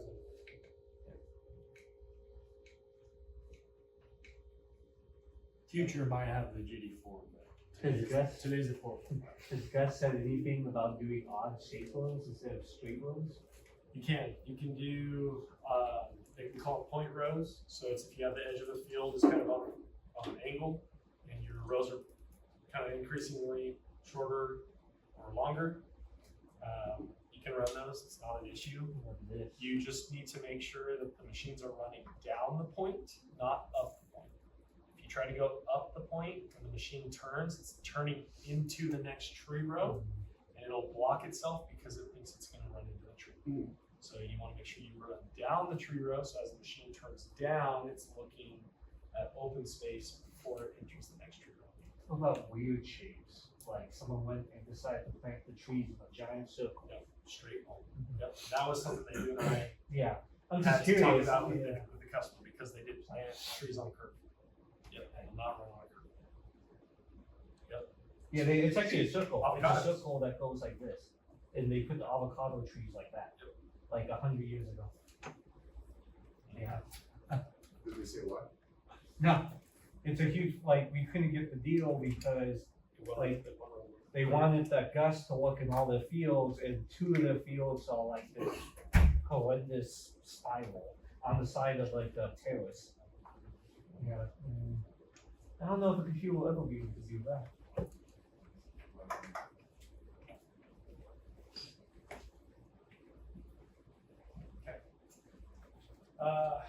So where are we gonna find parts for Gus? This is your dealer login. It's on your paper. If you want to take a picture, take a picture. You go to the Gus website.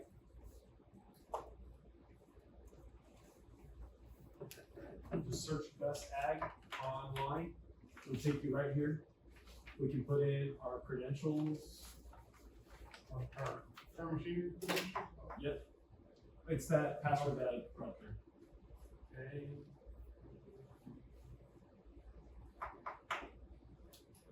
So we just have a general for parts for Gus? Yes, it's general. Oh, no, these are.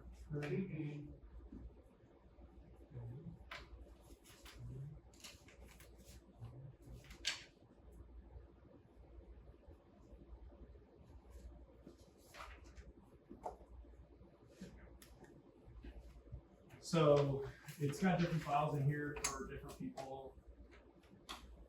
Brandon Walker's a customer, something Cedric's a customer, WP, wonderful, they're all customers, so customer specific information is in there. But you want to go to dealer support to find parts. You want to go to manuals. And we have both mini Gus and orchard Gus. And if you click on those files, it'll open up all of the maintenance, it'll open up all of the manuals for that machine. So you have parts manuals, operators manuals, maintenance, all different diagrams. Can we order direct from the website? I don't think we can order direct from the website. You have to call Gus, which is a Gus parts line. I should have put that on there. I know you have it. Yeah. Yeah, I know, because I know we've ordered parts here before. So you just go to the parts assembly diagram. It'll download, and then you can scroll through here. And you can see parts for the different components. Pull the part numbers, you call Gus, and they'll ship them out.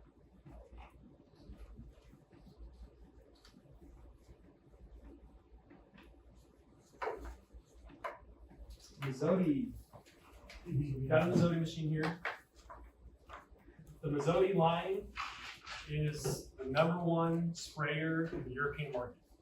John Deere purchased Mazzotti when John Deere discontinued making the smaller John Deere sprayers that were covering a 60-foot boom option. So Mazzotti's #1 selling factor is the air assisted boom. The other nice thing with Mazzotti, because it's a John Deere product, it integrates the full John Deere tech stack. So everything can be integrated right into Operations Center. So as you spray, your as applied coverage maps will come right into Op Center, and you can see those maps. It has a rate controller on there. You tell it you want to run 20 gallons an acre, it's going to run that gallon per acre if you speed up or slow down. That air assisted boom, what it does, as the spray is coming out of the boom, it forces air through the material onto the crop, creates a turbulence of air to swirl the product and swirl that material underneath the leaves. If you have a windy day, you can adjust the sock on that boom to force air either into or away from the wind in order to direct your material to reduce drift. And when we do demos, we turn the boom on and off in order to show the difference in the drift, because it is amazing to just watch the difference by having that air sock turned on. The other thing, our machine is equipped with a hydraulic stepless axle. So it can go from 72 to 120 inch row spacing. With a click of a button in the cab, it'll auto push out those axles to the spacing of your planks of rows. Which our beer machines don't even do. Right. They have the hydraulic assist, but not in that range. Yeah. Which took a lot of the market for some of the guys. Yeah. Which I will add to, Spray Coop was purchased and shut down. Those little mini sprayers, they don't exist anymore, which means that just happened just, I don't know, a couple months ago, which means this is now a viable option for those growers that have been buying spray coops for decades, because they don't exist anymore. And it's a 4-wheel drive hydrostat transmission, so we can run 4-wheel steering to get you tighter turn radius. We can run crab steer, so we can avoid obstacles that are on the side of us. And then with it being 4-wheel steer, it's 4-wheel drive, so it just has a really good power plant behind it for the field operations. And hopefully Morgan and I are gonna sell it tomorrow. Yeah, great. You kicking it out there? They're gonna Customers come in here for a demo tomorrow. Yes. Monozone. Well, first, where can we find parts for Mazzotti? Mazzotti's integrated into Parts Advisor, so we just go find all the parts for that machine there. Monozone We've sold a few Montezuma planters here. We haven't sold a lot of them. Montezuma is a John Deere product also. The nice thing with Montezuma, it's for small seed. It can do raw seed or encrusted seed. And Montezuma has the largest seed plate out of any of the small seed vacuum planters. So their seed discs hold up better to day in and day out use. The nice thing with Montezuma is every planter is custom built for that customer and what crop they want to plant. And they custom build them for your seed spacing between rows and your seed distance between each other for your population.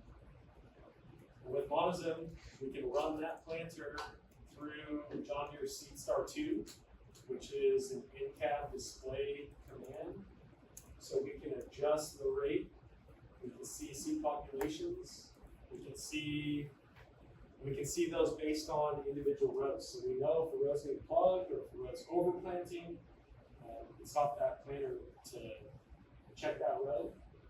And it uses a hydraulic drive. So if we speed up or slow down the planter, it's going to adjust those chains and belts in order to make sure we're still putting out the same rate of seed that we want.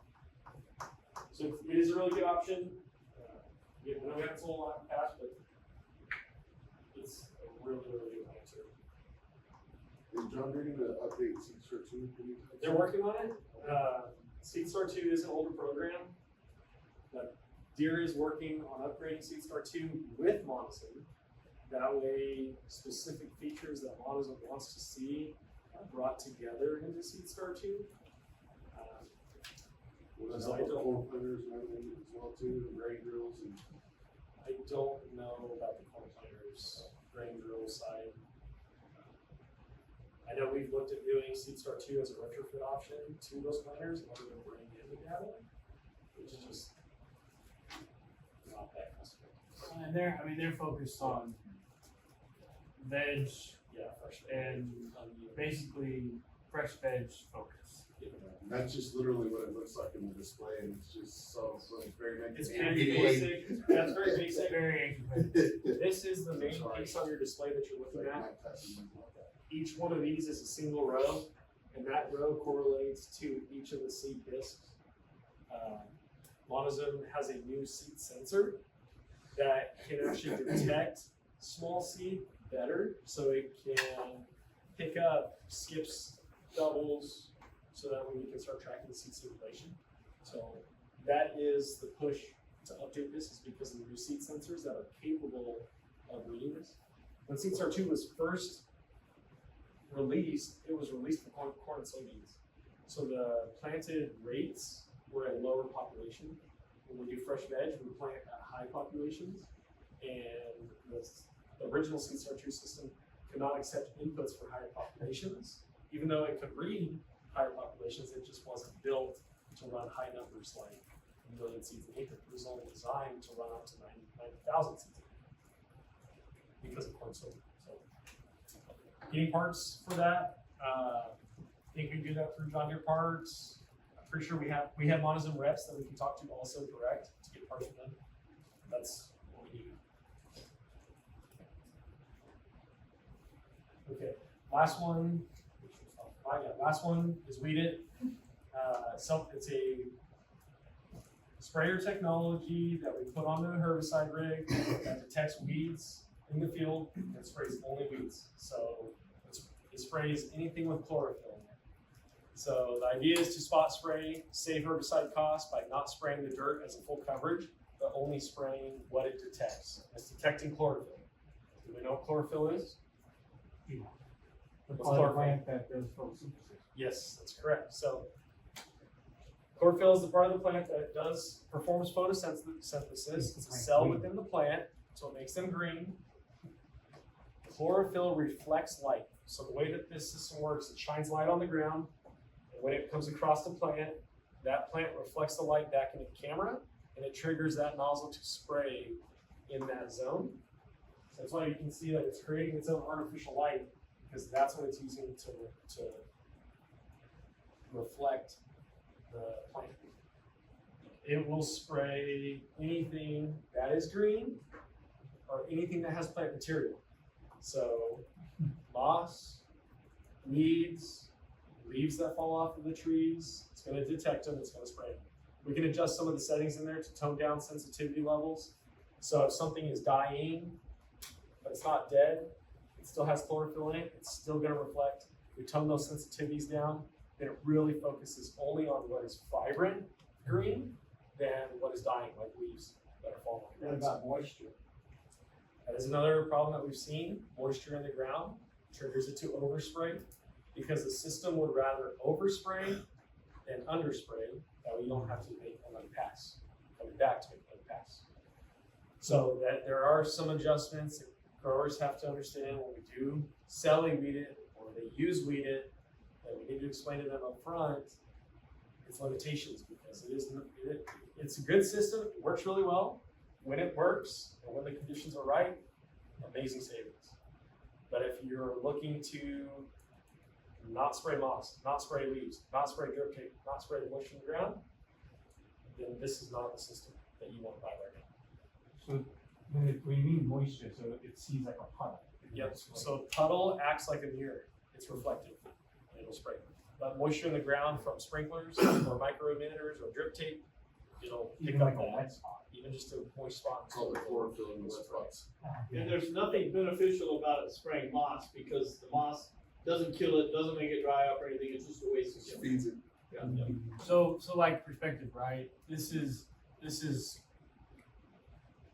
hugely impressive from what we had, which was nothing, but it's not perfect. Well, typically what you're gonna do is spray the entire field, so you're still saving money. Yeah. Exactly. I'd rather spray a puddle here and there and a couple pieces of moss than sit there and spray just dead dirt that has nothing in it, and especially if it's a contact spray. But like anything else, nothing's ever good enough. I know, right? The biggest It's thing I always a see, complaint. I think the more frequently you use it, the better it would be. Yeah. If you let the field go out of control, you might as well spray the whole dang thing. Yeah. And you know your PCA, and you know. You find more success in your younger orchards as well. Yeah. The smaller the canopy, the less amount of that moss and growth you have underneath these trees too. Yes. So finding perks for weed it, there is a perks portal. We need to get perks set up with login information for this. But to find that parks information, you're going to go to the Agritech America website. This, you'll sign in here. There is a parks portal for it. Oh my gosh, I don't remember the chip. Let me go back.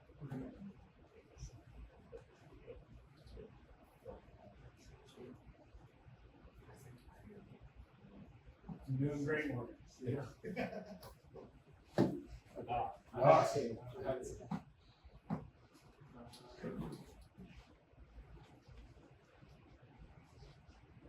Agritech America.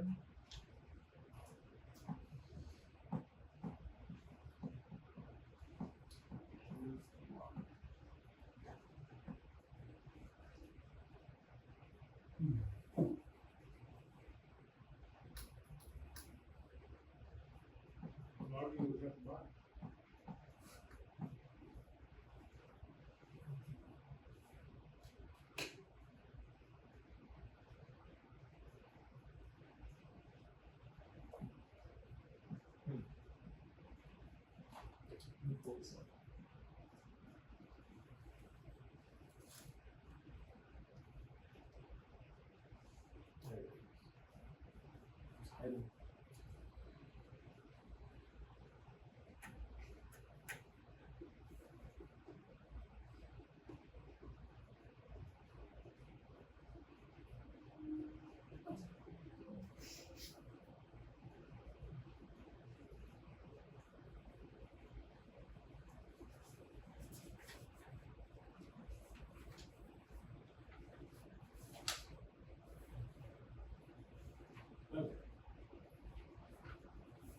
Alright, so we're logged into the parks portal.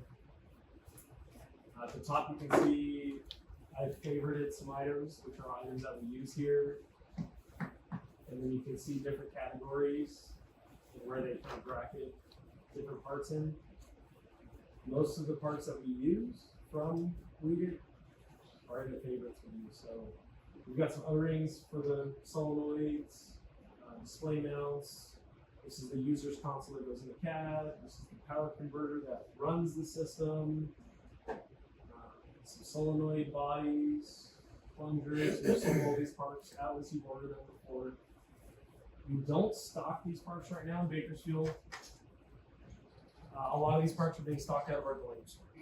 So we've got more reading units sold out of Delano than we have in these other locations, which is why Delano is stocking them. Once we do get some more units sold, then I think we're going to start branching those parts out. But for right now, Delano has parts. So if customers coming into Bakersfield or Buttonwillow, we need to have parts transferred from Delano. Go ahead.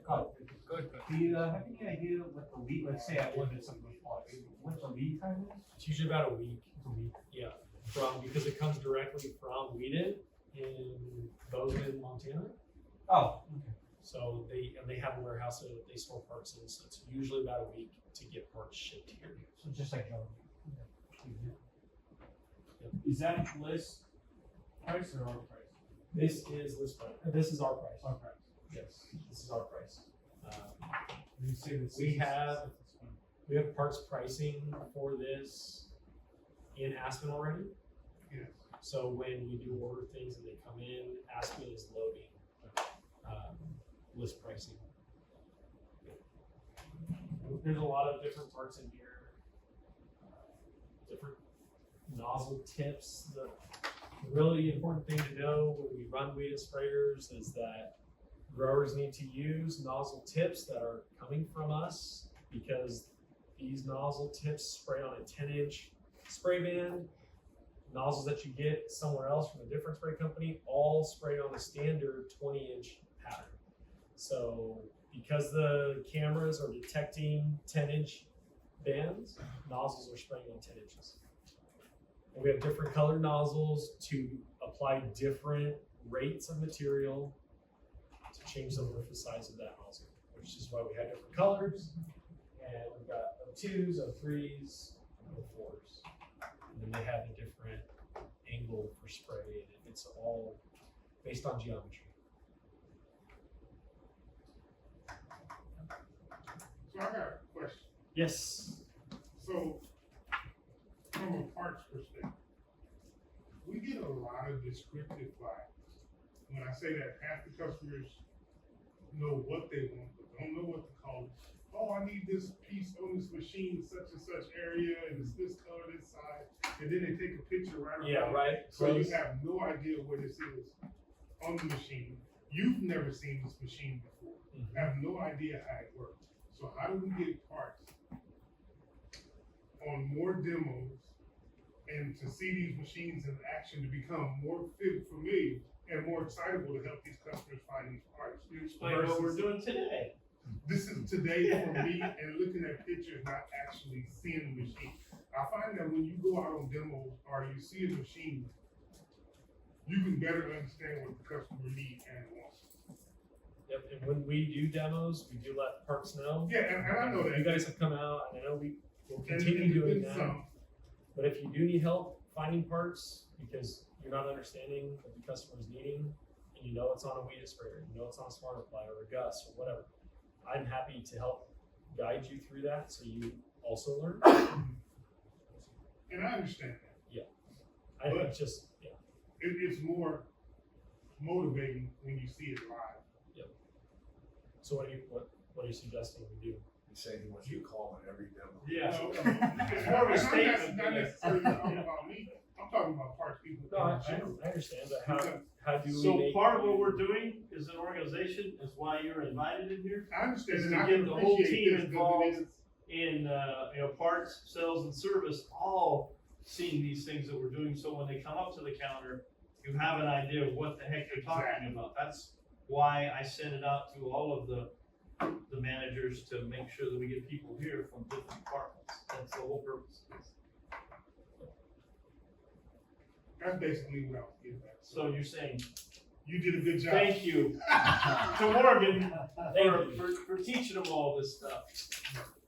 You know, 'cause it is a lot. Any questions on any of the products that we covered? Okay. So we're gonna flip flop? Yep, we're gonna flip flop. So what we're gonna do here is create just a basic AB line so we can run auto track with the tractor. To set an AB line, we're gonna press set track. You can see all the tracks that have been created previously in the day by everybody else. But to make a new track, we're gonna press new track and we're gonna select our method. The most common method when pulling rows and planting is an A-B method, where you select an A point on one side of the field and a B point on the other, and it'll snap a line between the two. A quick one for tillage is just using an A+ heading, and that's what we're gonna do today, where we select A+ heading and we're gonna give it a name. And you can assign these tracks to a specific field if you know a field name, and that way that track is stored with the field. In this case, we're just going to create a track for demo purposes. So I'm going to rename this track to my initials, test, and the year. Okay. And now we're going to start creating our line. So I'm going to press A. Set A is going to set the location of where the tractor is at as a starting point. And you can see the heading is right now snapped to 0. If I change this to 45, it's going to move it at an angle. And I can select 90, and it'll bring it pretty darn close to in front of us at 90. And I can choose anything else to view that line. So we're just going to go with 90. We're going to press done, and it's going to populate all of our tracks according to the spacing that we have preset. If you don't have an implement attached under Equipment Manager, then we can just change the track spacing here. I'll make it 20 feet. And you can see the lines change to 20 feet apart. And now that our auto track button has 3 corners of the pie, we can just go ahead and put the tractor into drive. We can select our auto track button when we're close to our line. The display will beep and let you know that it's running an auto track, and the auto track icon goes into auto.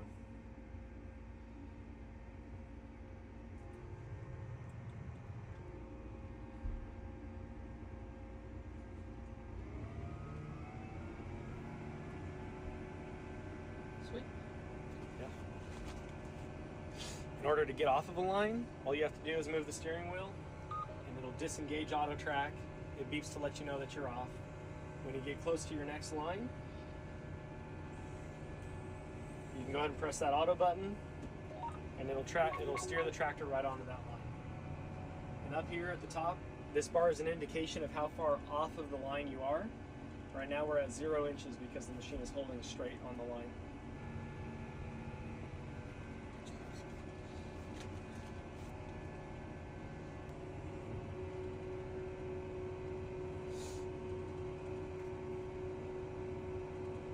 So I've made my turn.